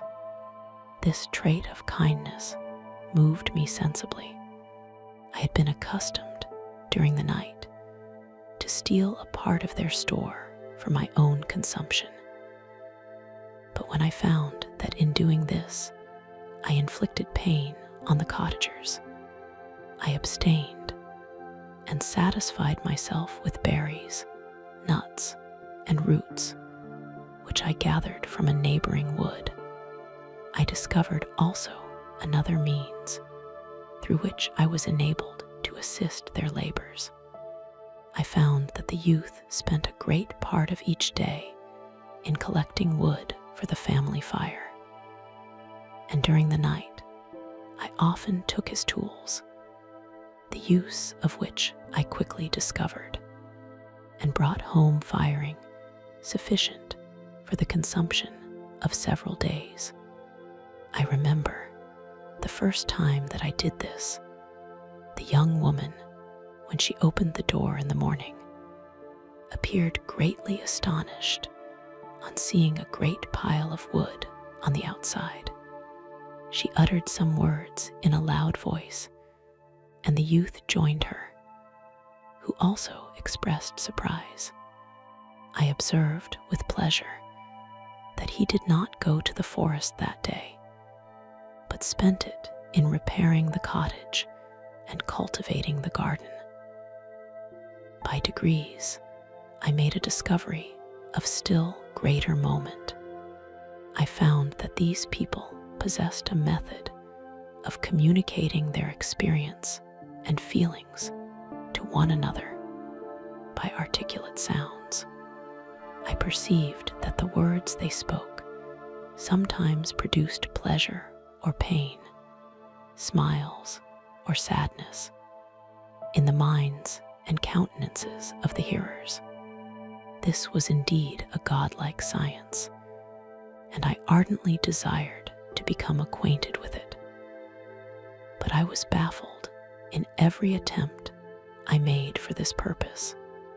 Their pronunciation was quick, and the words they uttered, not having any apparent connection with visible objects, I was unable to discover any clue by which I could unravel the mystery of their reference.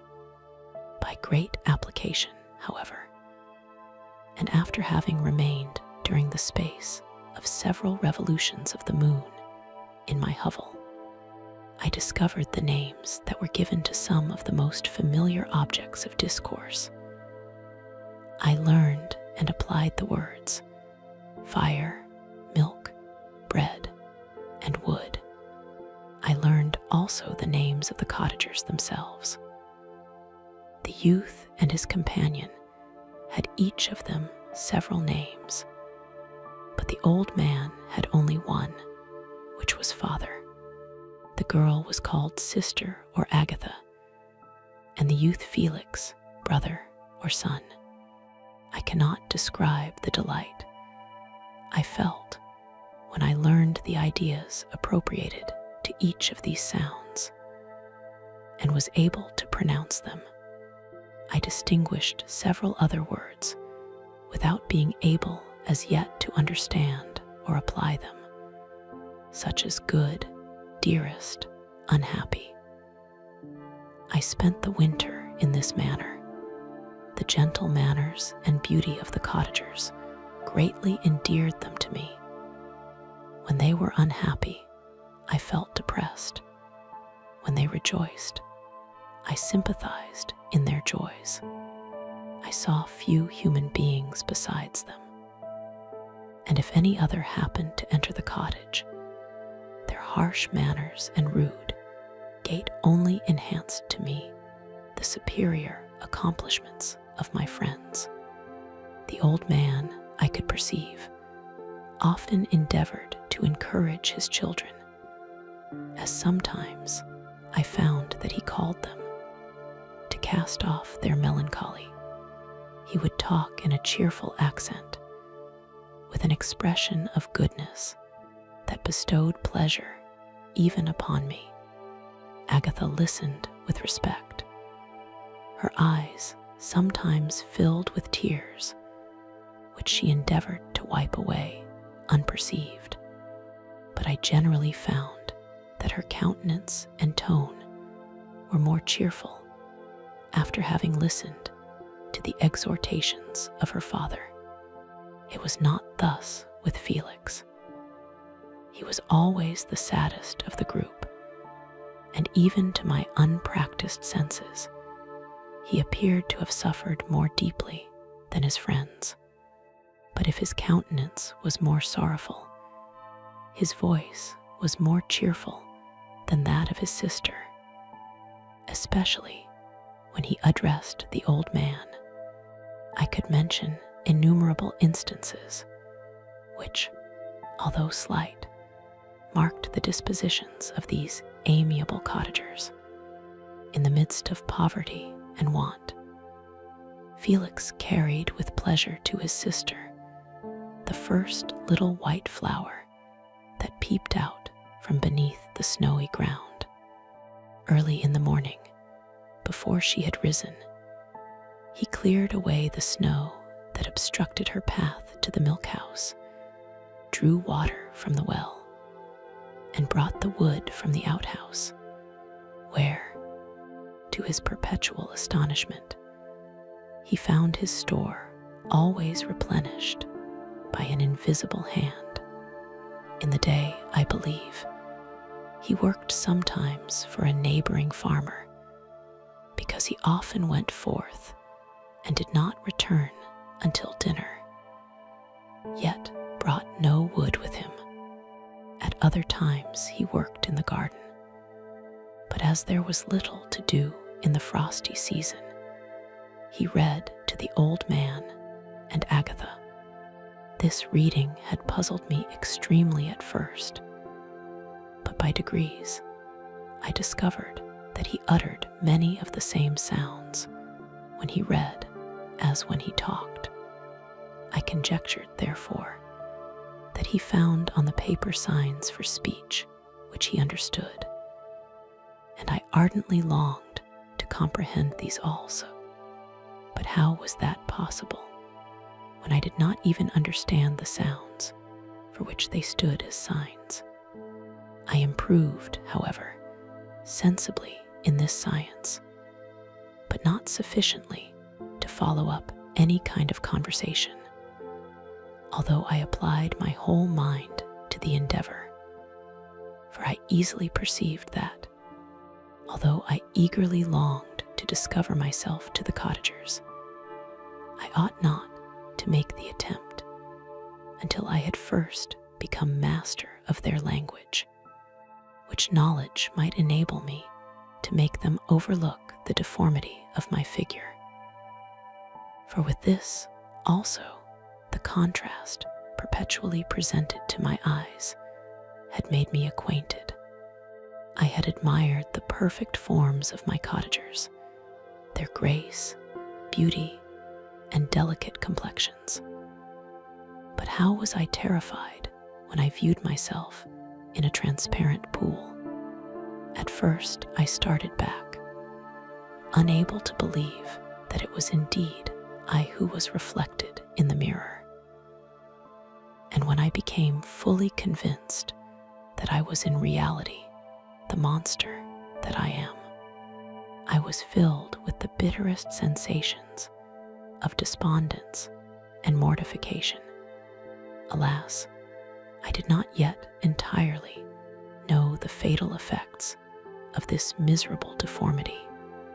As the sun became warmer and the light of day longer, the snow vanished, and I beheld the bare trees and the black earth.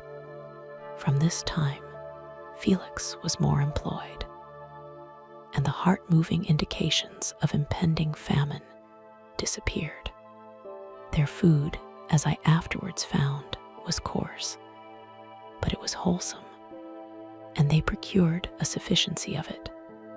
Several new kinds of plants sprang up in the garden, which they dressed, and these signs of comfort increased daily as the season advanced.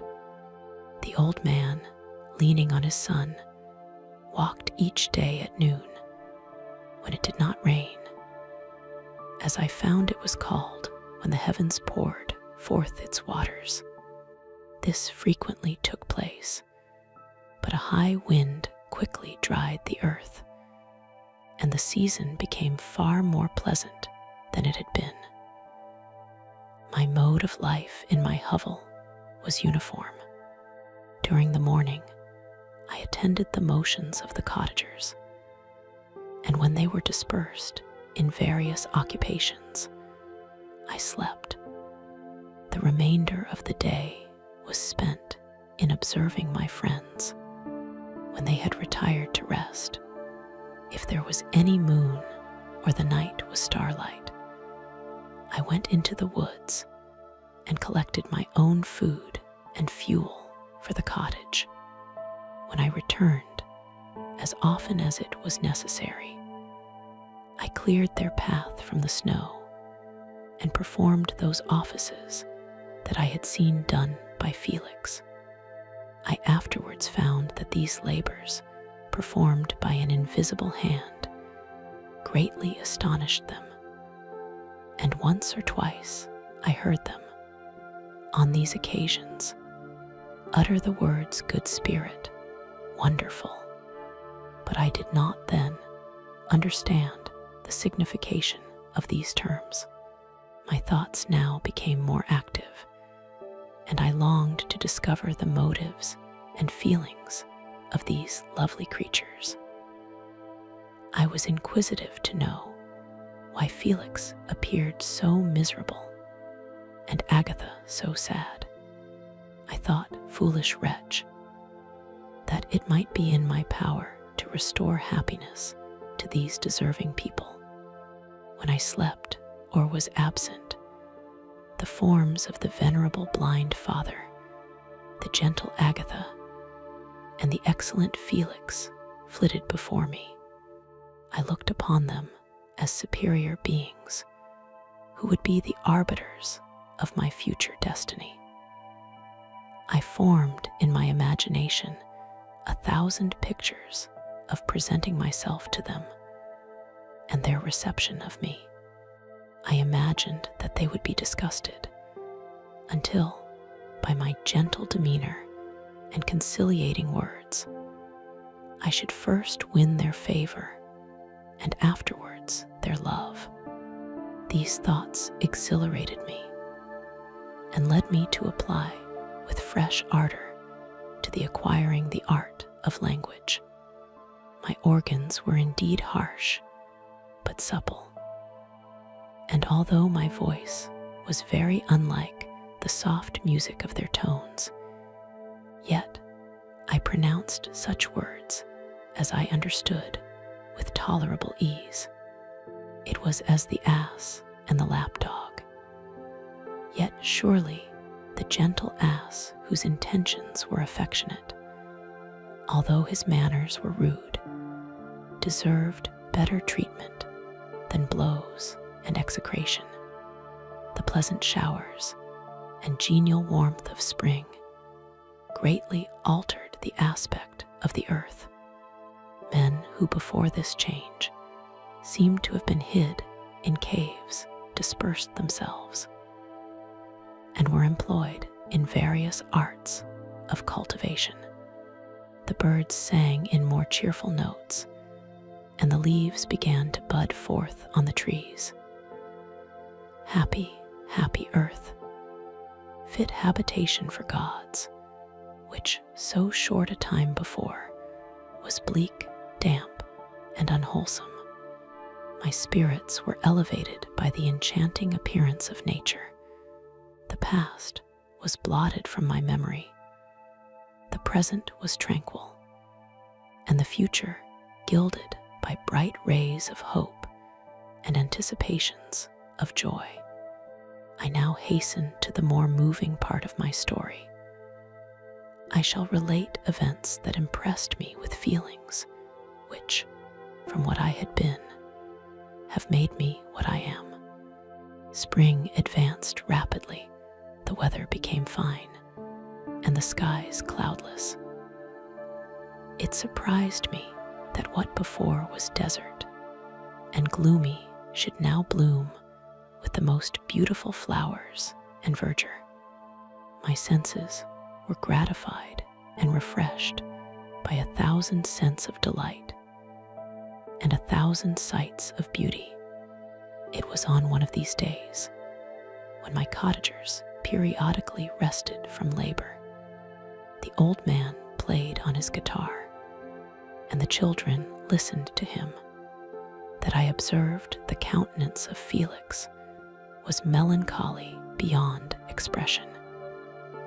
He sighed frequently, and once his father paused in his music, and I conjectured by his manner that he inquired the cause of his son's sorrow. Felix replied in a cheerful accent, and the old man, was recommencing his music when someone tapped at the door. It was a lady on horseback, accompanied by a countryman as a guide. The lady was dressed in a dark suit and covered with a thick black veil. Agatha asked a question, to which the stranger only replied by pronouncing, in a sweet accent, the name of Felix. Her voice was musical, but unlike that of either of my friends. On hearing this word, Felix came up hastily to the lady, who, when she saw him, threw up her veil, and I beheld a countenance of angelic beauty and expression. Her hair of a shining raven black, and curiously braided, her eyes were dark, but gentle, although animated, her features of a regular proportion, and her complexion wondrously fair, each cheek tinged with a lovely pink. Felix seemed ravished with delight when he saw her.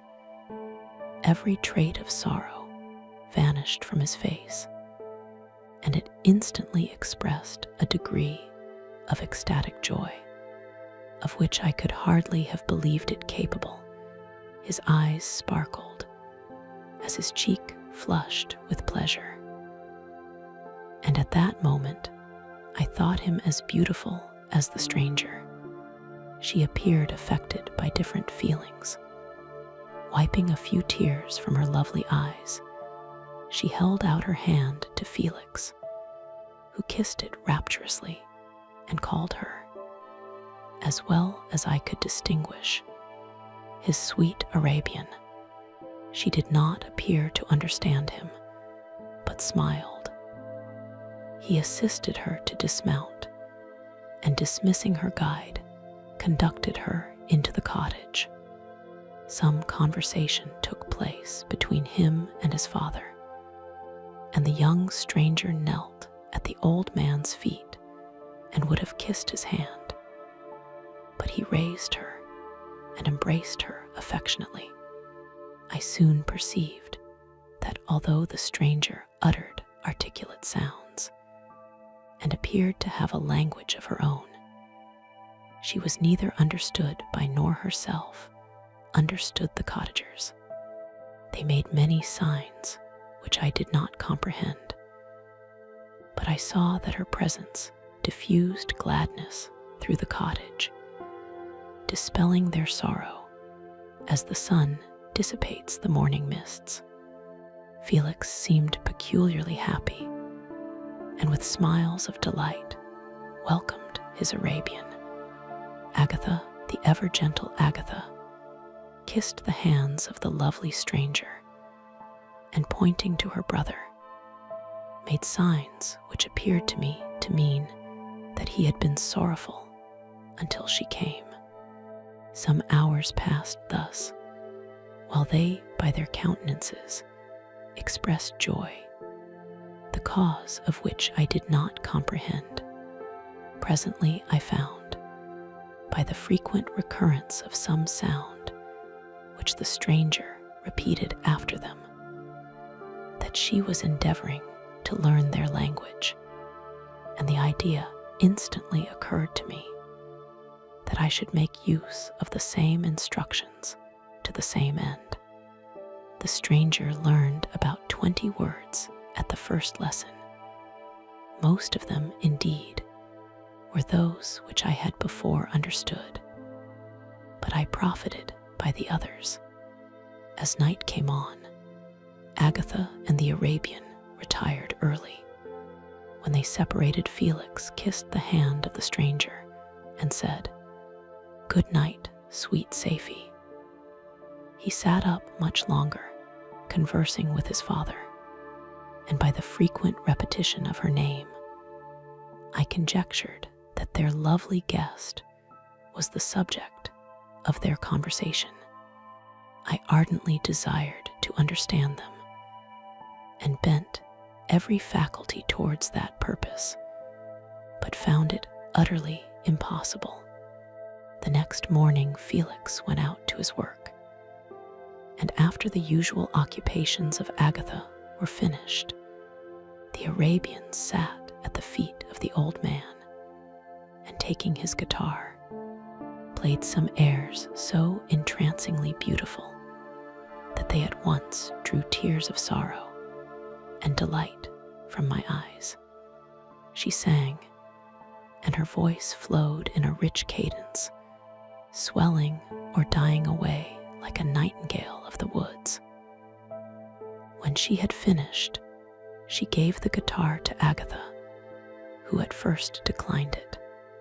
She played a simple air, and her voice accompanied it in sweet accents, but unlike the wondrous strain of the stranger, the old man appeared enraptured and said some words which Agatha endeavored to explain to Safie, and by which he appeared to wish to express that she bestowed on him the greatest delight by her music.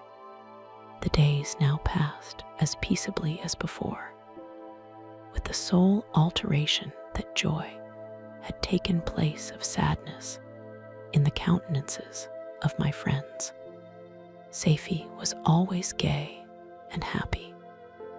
She and I improved rapidly in the knowledge of language, so that in 2 months I began to comprehend most of the words uttered by my protectors. In the meanwhile, also the black ground was covered with herbage, and the green banks interspersed with innumerable flowers, sweet to the scent and the eyes, stars of pale radiance among the moonlight woods. The sun became warmer, the nights clear and balmy, and my nocturnal rambles were an extreme pleasure to me, although they were considerably shortened by the late setting and early rising of the sun, for I never ventured abroad during daylight, fearful of meeting with the same treatment I had formerly endured in the first village which I entered. My days were spent in close attention, that I might more speedily master the language, and I may boast that I improved more rapidly than the Arabian, who understood very little and conversed in broken accents, whilst I comprehended and could imitate almost every word that was spoken. While I improved in speech, I also learned the science of letters as it was taught to the stranger, and this opened before me a wide field for wonder and delight. The book from which Felix instructed Safie was Volney's Ruins of Empires. I should not have understood the purport of this book had not Felix, in reading it, given very minute explanations.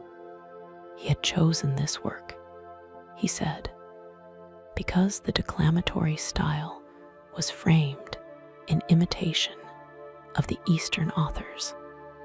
Through this work, I obtained a cursory knowledge of history and a view of the several empires at present existing in the world. It gave me an insight into the manners, governments, and religions of the different nations of the earth. I heard of the slothful Asiatics, of the stupendous genius and mental activity of the Grecians, of the wars and wonderful virtue of the early Romans, of their subsequent degenerating, of the decline of that mighty empire, of chivalry, Christianity, and kings. I heard of the discovery of the American hemisphere, and wept with Safie over the hapless fate of its original inhabitants. These wonderful narrations inspired me with strange feelings. Was man indeed at once so powerful, so virtuous and magnificent, yet so vicious and base. He appeared at one time a mere scion of the evil principle, and at another as all that can be conceived of noble and godlike. To be a great and virtuous man appeared the highest honor that can befall a sensitive being. To be base and vicious, as many on record have been, appeared the lowest degradation, a condition more abject than that of the blind mole or harmless worm. For a long time, I could not conceive how one man could go forth to murder his fellow, or even why there were laws and governments. But when I heard details of vice and bloodshed, my wonder ceased, and I turned away with disgust and loathing. Every conversation of the cottagers now opened new wonders to me. While I listened to the instructions which Felix bestowed upon the Arabian, the strange system of human society was explained to me. I heard of the division of property, of immense wealth and squalid poverty, of rank, descent, and noble blood. The words induced me to turn towards myself. I learned that the possessions most esteemed by your fellow creatures were high and unsullied descent united with riches.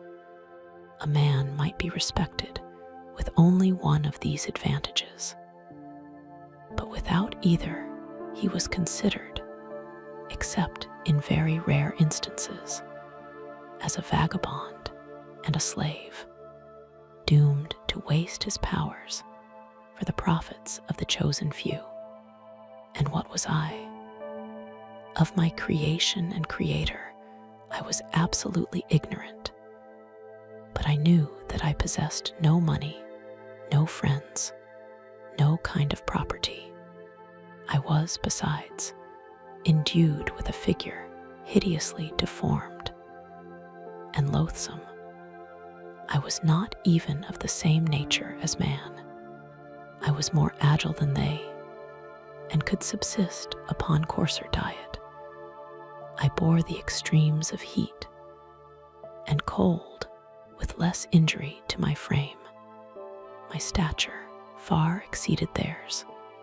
When I looked around, I saw and heard of none like me. Was I, then, a monster, a blot upon the earth, from which all men fled and whom all men disowned? I cannot describe to you the agony that these reflections inflicted upon me. I tried to dispel them, but sorrow only increased with knowledge.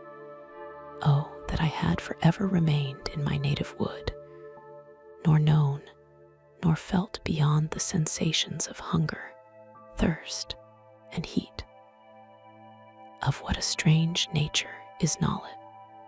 It clings to the mind when it has once seized on it, like a lichen on the rock. I wished sometimes to shake off all thought and feeling, but I learned that there was but one means to overcome the sensation of pain, and that was death, a state which I feared yet did not understand. I admired virtue and good feelings, and loved the gentle manners and amiable qualities of my cottagers, but I was shut out from intercourse with them, except through means which I obtained by stealth, when I was unseen and unknown, and which rather increased than satisfied the desire I had of becoming one among my fellows. The gentle words of Agatha and the animated smiles of the charming Arabian were not for me. The mild exhortations of the old man and the lively conversation of the loved Felix were not for me. Miserable, unhappy wretch. Other lessons were impressed upon me even more deeply. I heard of the difference of sexes and the birth and growth of children, how the father doted on the smiles of the infant and the lively sallies of the older child, how all the life and cares of the mother were wrapped up in the precious charge, how the mind of youth expanded and gained knowledge of brother, sister, and all the various relationships which bind one human being to another in mutual bonds. But where were my friends and relations? No father had watched my infant days. No mother had blessed me with smiles and caresses. Or if they had, all my past life was now a blot, a blind vacancy in which I distinguished nothing. From my earliest remembrance, I had been as I then was in height and proportion. I had never yet seen a being resembling me, or who claimed any intercourse with me. What was I? The question again recurred, to be answered only with groans. I will soon explain to what these feelings tended, but allow me now to return to the cottagers, whose story excited in me such various feelings of indignation, delight, and wonder, but which all terminated in additional love and reverence for my protectors. For so I loved, in an innocent, half-painful self-deceit, to call them. Some time elapsed before I learned the history of my friends. It was one which could not fail to impress itself deeply on my mind, unfolding as it did a number of circumstances, each interesting and wonderful to one so utterly inexperienced as I was. The name of the old man was de Lacy.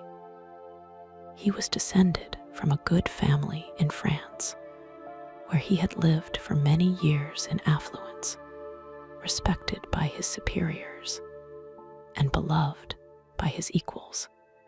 His son was bred in the service of his country, and Agatha had ranked with ladies of the highest distinction.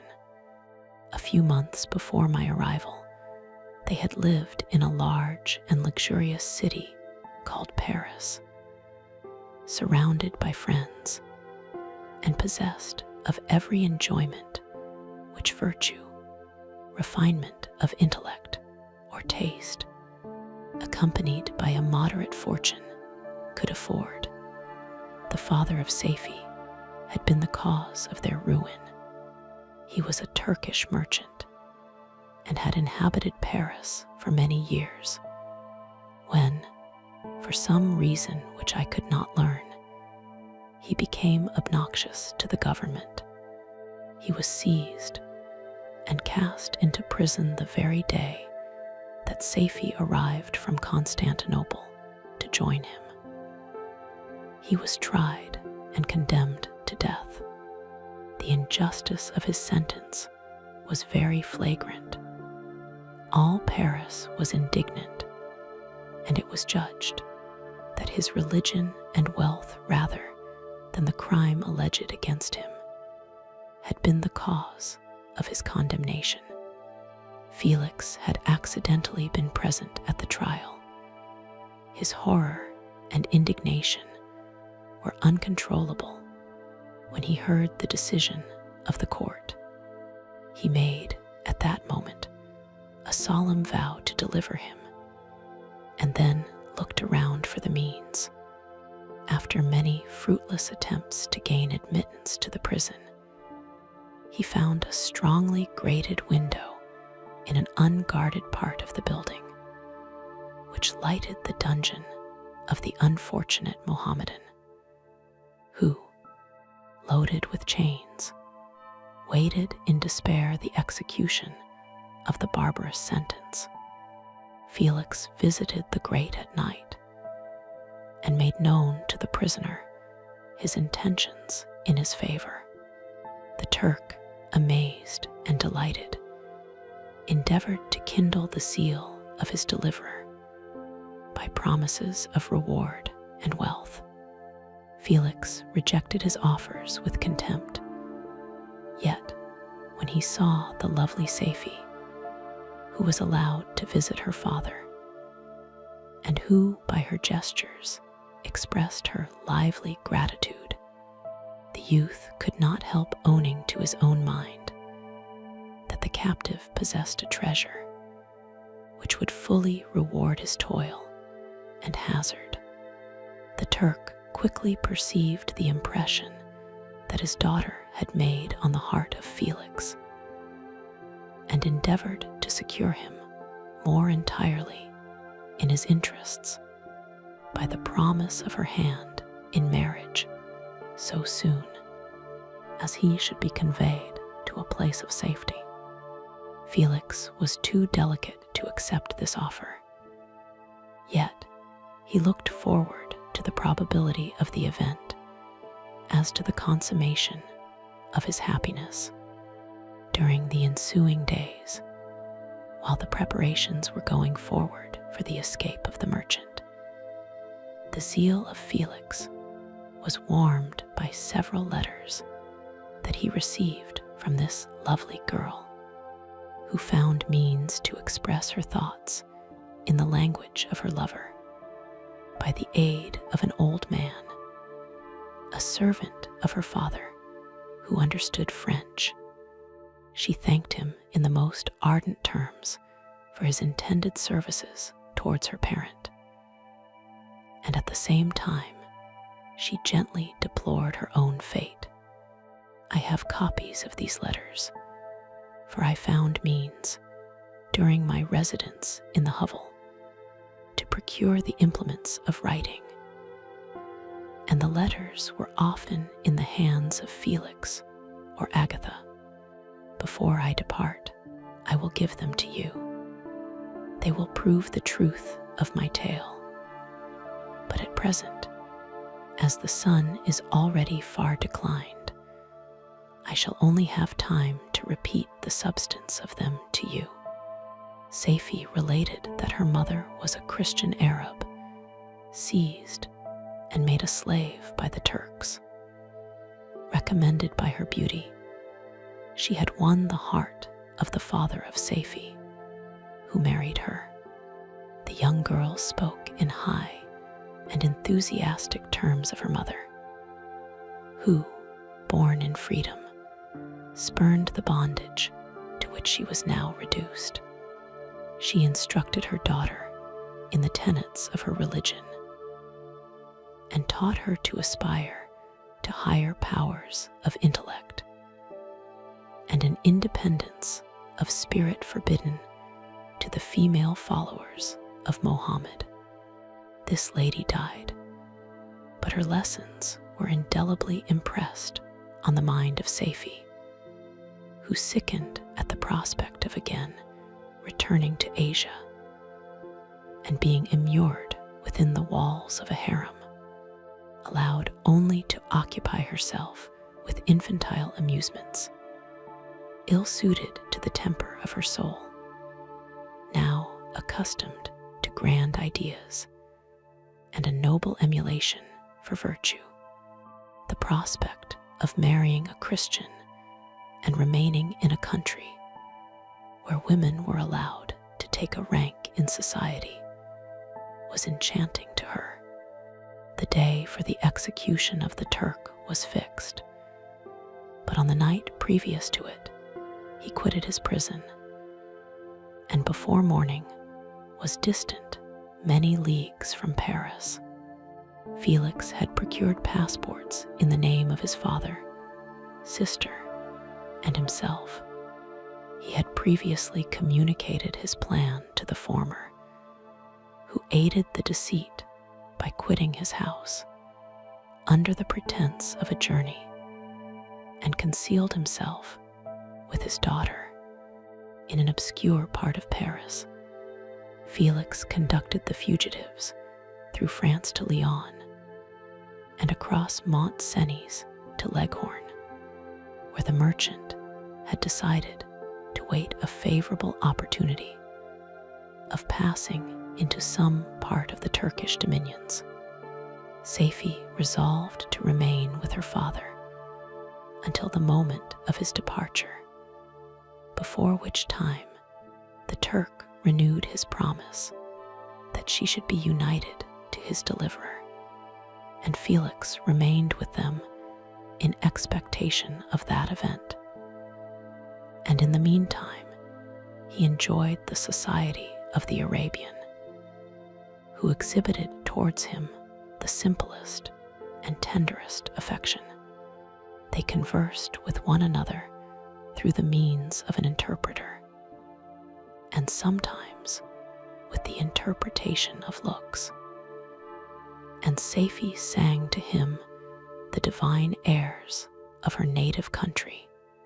The Turk allowed this intimacy to take place and encouraged the hopes of the youthful lovers, while in his heart he had formed far other plans.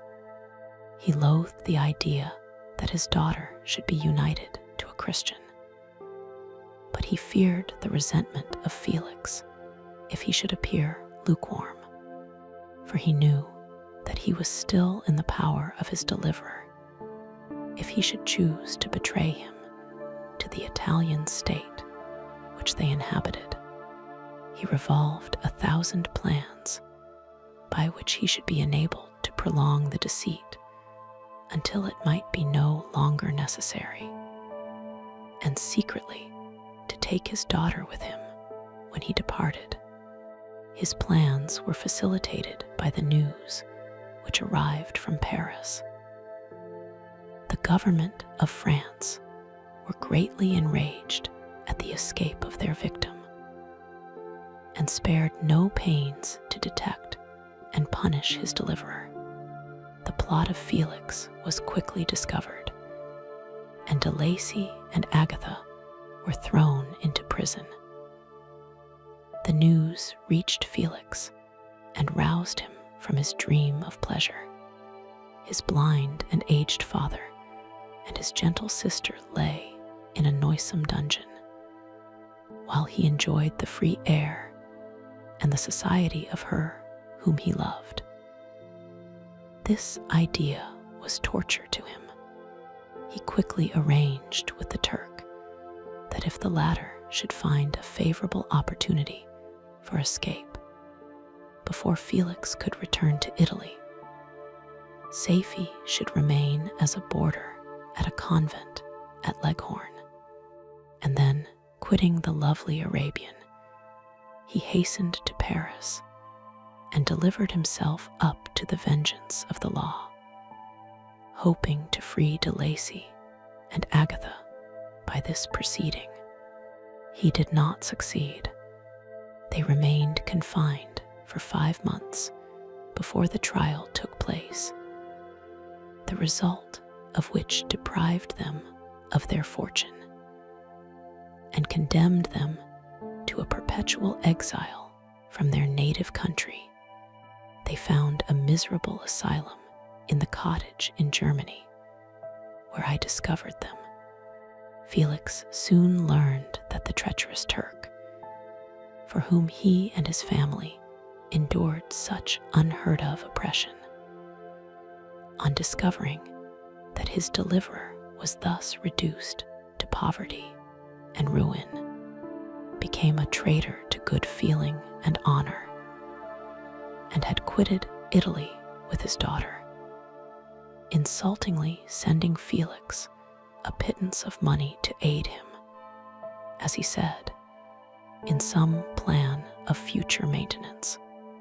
Such were the events that preyed on the heart of Felix and rendered him, when I first saw him, the most miserable of his family.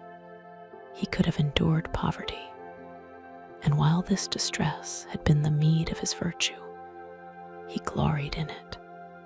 But the ingratitude of the Turk and the loss of his beloved Safie were misfortunes more bitter and irreparable. The arrival of the Arabian now infused new life into his soul. When the news reached Leghorn that Felix was deprived of his wealth and rank, the merchant commanded his daughter to think no more of her lover, but to prepare to return to her native country. The generous nature of Safie was outraged by this command. She attempted to expostulate with her father, but he left her angrily, reiterating his tyrannical mandate. A few days after, the Turk entered his daughter's apartment and told her hastily that he had reason to believe that his residence at Leghorn had been divulged, and that he should speedily be delivered up to the French government. He had consequently hired a vessel to convey him to Constantinople, for which city he should sail in a few hours. He intended to leave his daughter under the care of a confidential servant, to follow at her leisure with the greater part of his property, which had not yet arrived at Leghorn. When alone, Safie resolved in her own mind the plan of conduct that it would become her to pursue in this emergency. A residence in Turkey was abhorrent to her. Her religion and her feelings were alike averse to it. By some papers of her father, which fell into her hands, she heard of the exile of her lover, and learnt the name of the spot where he then resided. She hesitated some time, but at length she formed her determination. Taking with her some jewels that belonged to her and a sum of money, she quitted Italy with an attendant, a native of Leghorn, but who understood the common language of Turkey, and departed for Germany. She arrived in safety at a town about 20 leagues from the cottage of de Lacy, when her attendant fell dangerously ill. Safie nursed her with the most devoted affection, but the poor girl died, and the Arabian was left alone, unacquainted with the language of the country, and utterly ignorant of the customs of the world. She fell, however, into good hands. The Italian had mentioned the name of the spot for which they were bound, and after her death, the woman of the house in which they had lived took care that Safie should arrive in safety at the cottage of her lover. Such was the history of my beloved cottagers. It impressed me deeply. I learned from the views of social life which it developed to admire their virtues and to deprecate the vices of mankind. As yet I looked upon crime as a distant evil. Benevolence and generosity were ever present before me, inciting within me a desire to become an actor in the busy scene, where so many admirable qualities were called forth and displayed. But in giving an account of the progress of my intellect, I must not omit a circumstance which occurred in the beginning of the month of August of the same year. One night during my accustomed visit to the neighboring wood, where I collected my own food and brought home firing for my protectors, I found on the ground a leathern portmanteau containing several articles of dress and some books. I eagerly seized the prize and returned with it to my hovel. Fortunately, the books were written in the language the elements of which I had acquired at the cottage. They consisted of Paradise Lost, a volume of Plutarch's Lives, and the Sorrows of Werther. The possession of these treasures gave me extreme delight. I now continually studied and exercised my mind upon these histories, whilst my friends were employed in their ordinary occupations. I can hardly describe to you the effect of these books. They produced in me an infinity of new images and feelings that sometimes raised me to ecstasy, but more frequently sunk me into the lowest dejection. In the Sorrows of Werther, besides the interest of its simple and affecting story, so many opinions are canvassed, and so many lights thrown upon what had hitherto been to me obscure subjects, that I found in it a never-ending source of speculation and astonishment.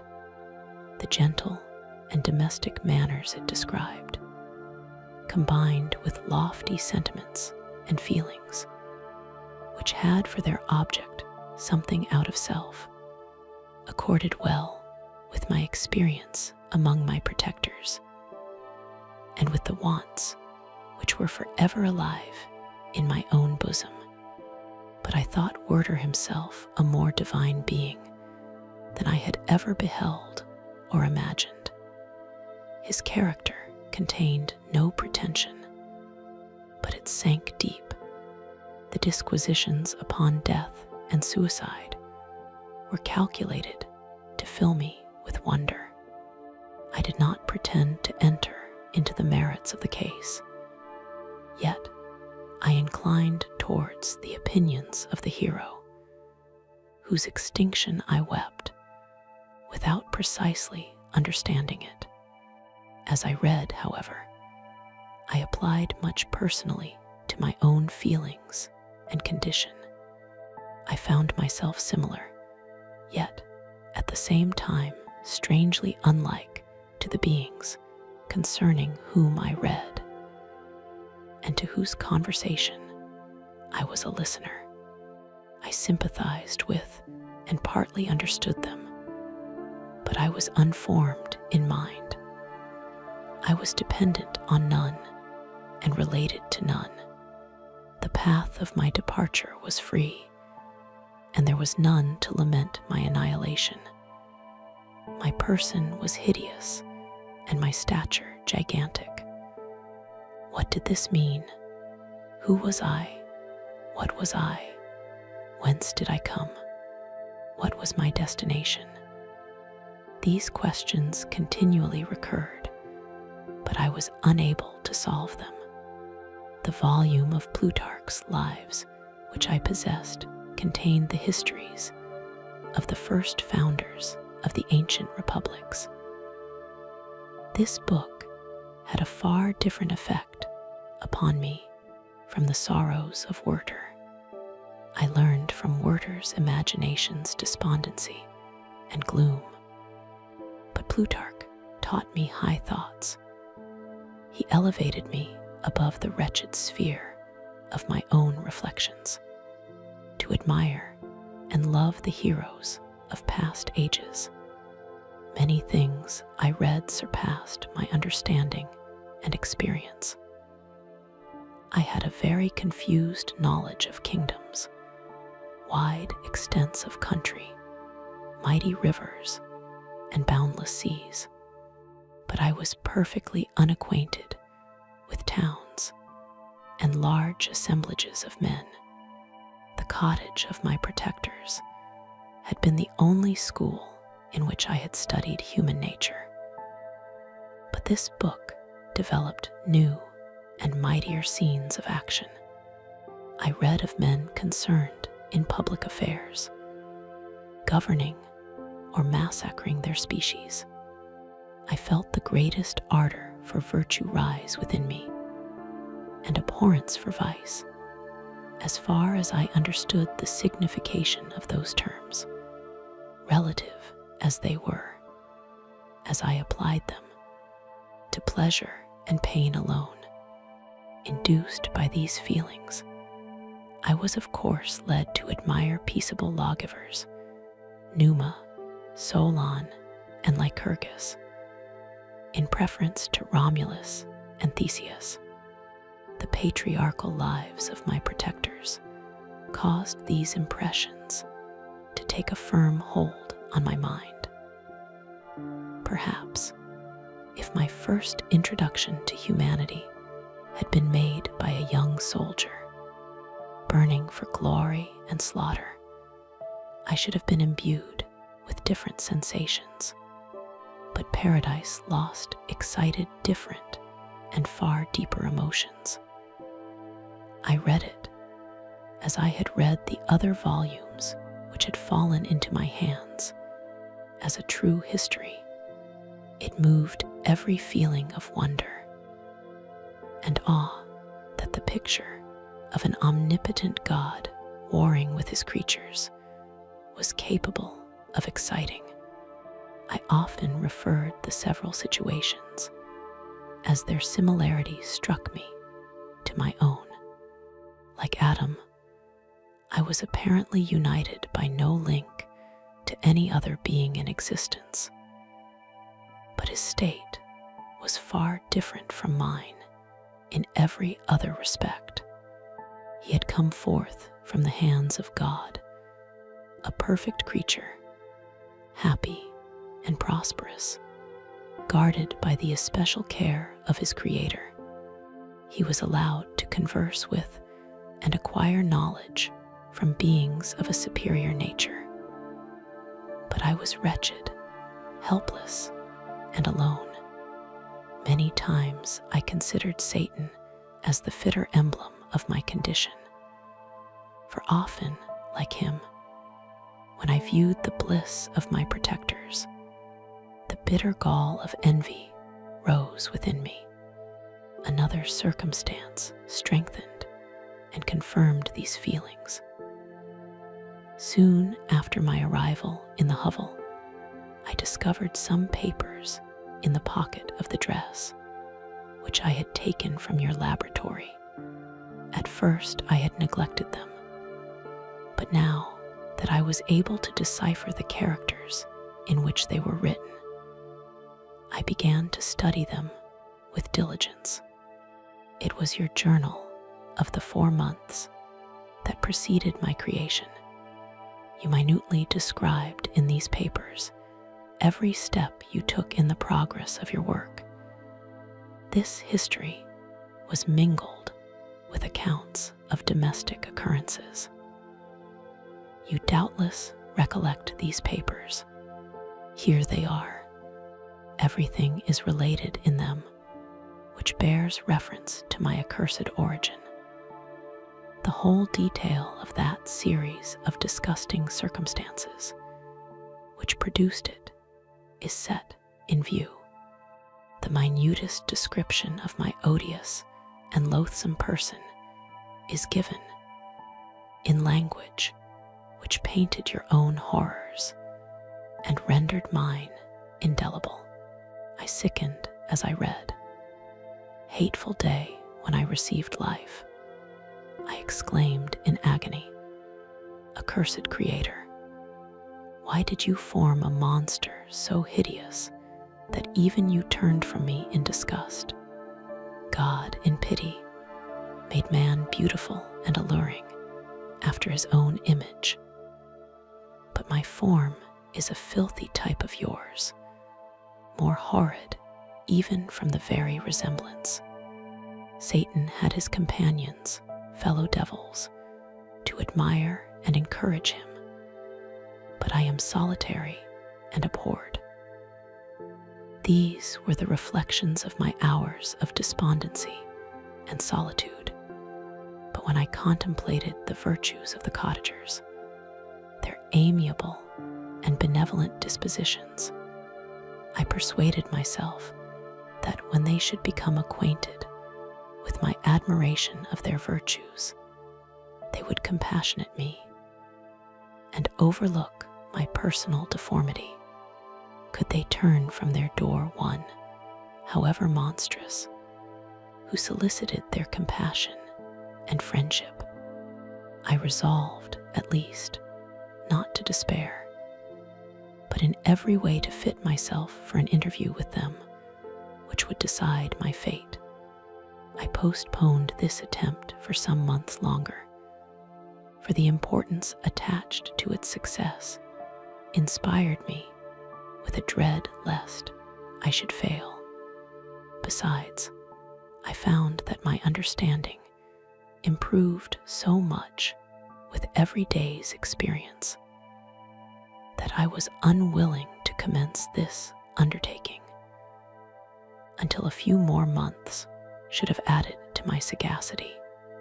Several changes, in the meantime, took place in the cottage. The presence of Safie diffused happiness among its inhabitants, and I also found that a greater degree of plenty reigned there. Felix and Agatha spent more time in amusement and conversation, and were assisted in their labors by servants. They did not appear rich, but they were contented and happy.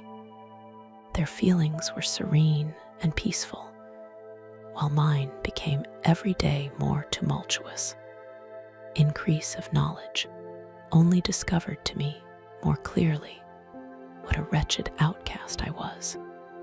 I cherished hope, it is true, but it vanished when I beheld my person reflected in water, or my shadow in the moonshine.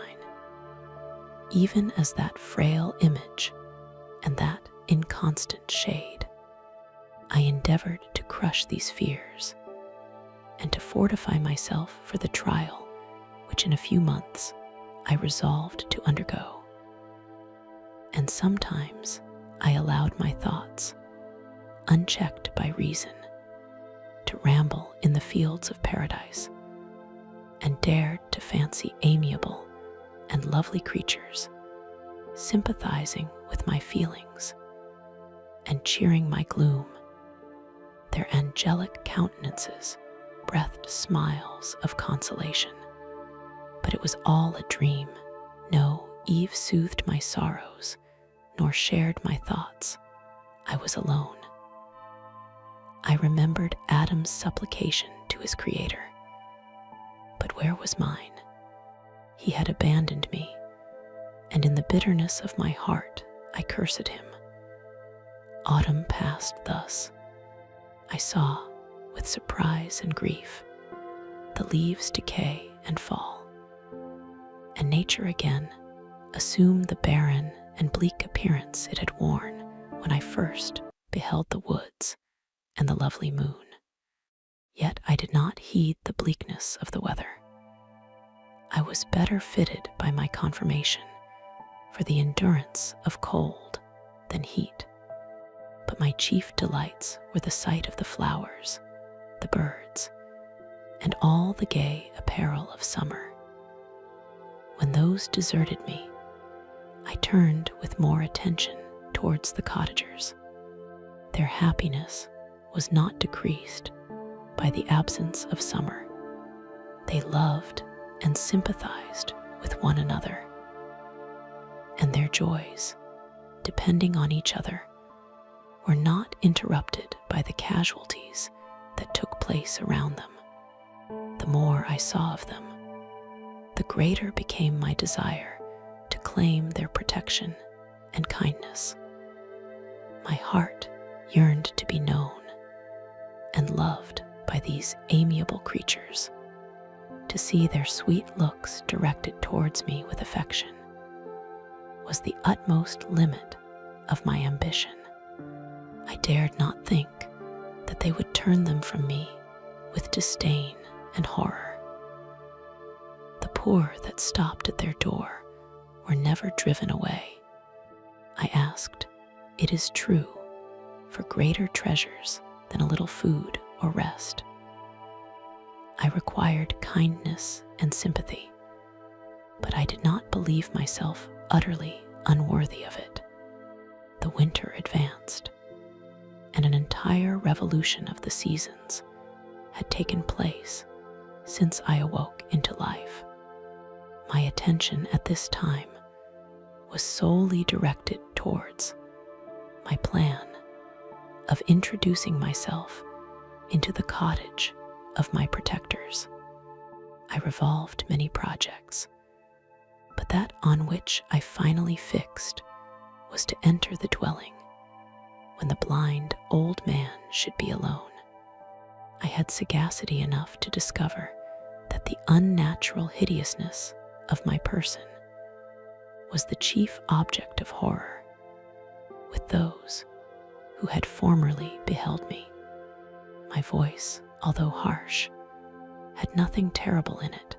I thought, therefore, that if in the absence of his children I could gain the good will and mediation of the old de Lacy, I might by his means be tolerated by my younger protectors. One day, when the sun shone on the red leaves that strewed the ground and diffused cheerfulness, although it denied warmth, Safie, Agatha, and Felix departed on a long country walk, and the old man, at his own desire, was left alone in the cottage. When his children had departed, he took up his guitar and played several mournful but sweet airs, more sweet and mournful than I had ever heard him play before. At first his countenance was illuminated with pleasure, but as he continued, thoughtfulness and sadness succeeded. At length, laying aside the instrument, he sat absorbed in reflection. My heart beat quick. This was the hour and moment of trial, which would decide my hopes or realize my fears. The servants were gone to a neighboring fair. All was silent in and around the cottage. It was an excellent opportunity. Yet, when I proceeded to execute my plan, my limbs failed me and I sank to the ground.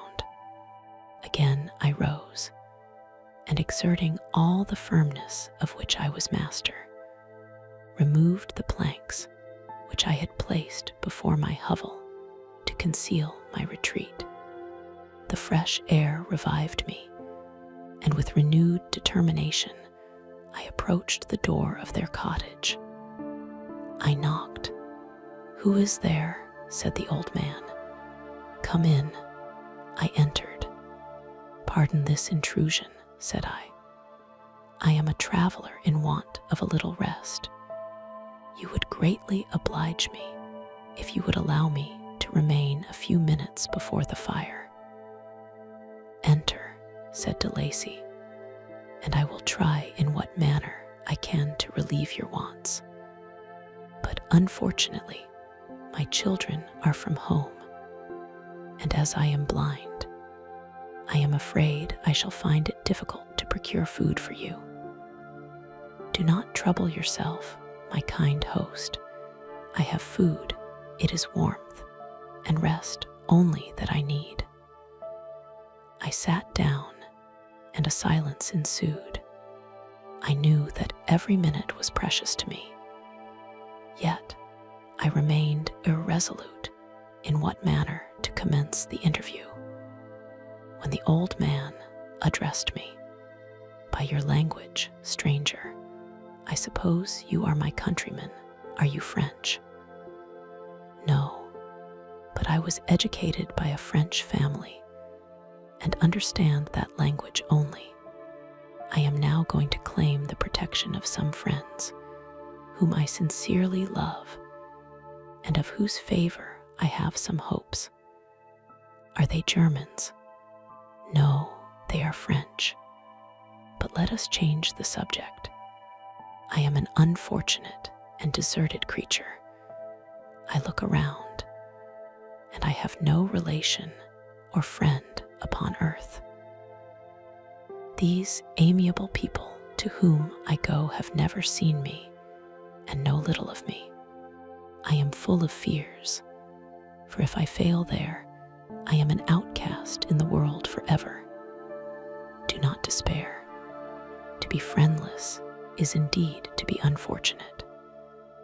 But the hearts of men, when unprejudiced by any obvious self-interest, are full of brotherly love and charity. Rely, therefore, on your hopes, and if these friends are good and amiable, do not despair. They are kind, they are the most excellent creatures in the world, but unfortunately, they are prejudiced against me. I have good dispositions. My life has been hitherto harmless, and in some degree beneficial. But a fatal prejudice clouds their eyes, and where they ought to see a feeling and kind friend, they behold only a detestable monster.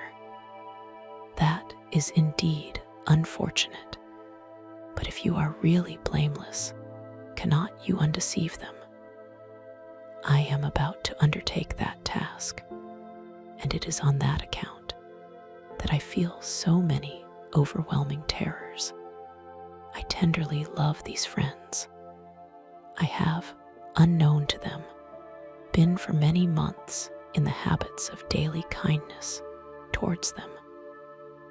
But they believe that I wish to injure them, and it is that prejudice which I wish to overcome. Where do these friends reside? Near this spot. The old man paused and then continued. If you will unreservedly confide to me the particulars of your tale, I perhaps may be of use in undeceiving them. I am blind and cannot judge of your countenance, but there is something in your words which persuades me that you are sincere. I am poor and an exile, but it will afford me true pleasure to be in any way serviceable to a human creature. Excellent man, I thank you and accept your generous offer. You raise me from the dust by this kindness, and I trust that, by your aid, I shall not be driven from the society and sympathy of your fellow creatures. Heaven forbid, even if you were really criminal, for that can only drive you to desperation and not instigate you to virtue. I also am unfortunate. I and my family have been condemned. Although innocent, judge, therefore, if I do not feel for your misfortunes. How can I thank you, my best and only benefactor? From your lips first have I heard the voice of kindness directed towards me. I shall be forever grateful, and your present humanity assures me of success with those friends whom I am on the point of meeting. May I know the names and residence of those friends. I paused. This, I thought, was the moment of decision, which was to rob me of or bestow happiness on me forever.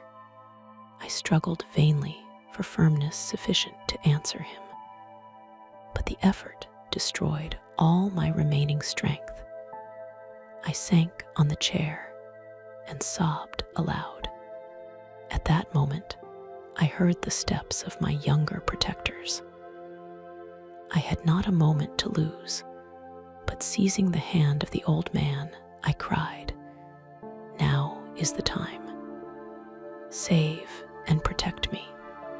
You and your family are the friends whom I seek. Do not you desert me in the hour of trial." "Great God," exclaimed the old man, "who are you?" At that instant the cottage door was opened, and Felix, Safie, and Agatha entered. Who can describe their horror and consternation on beholding me?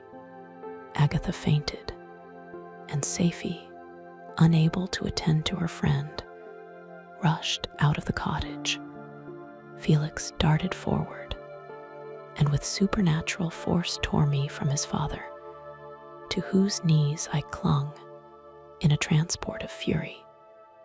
He dashed me to the ground and struck me violently with a stick.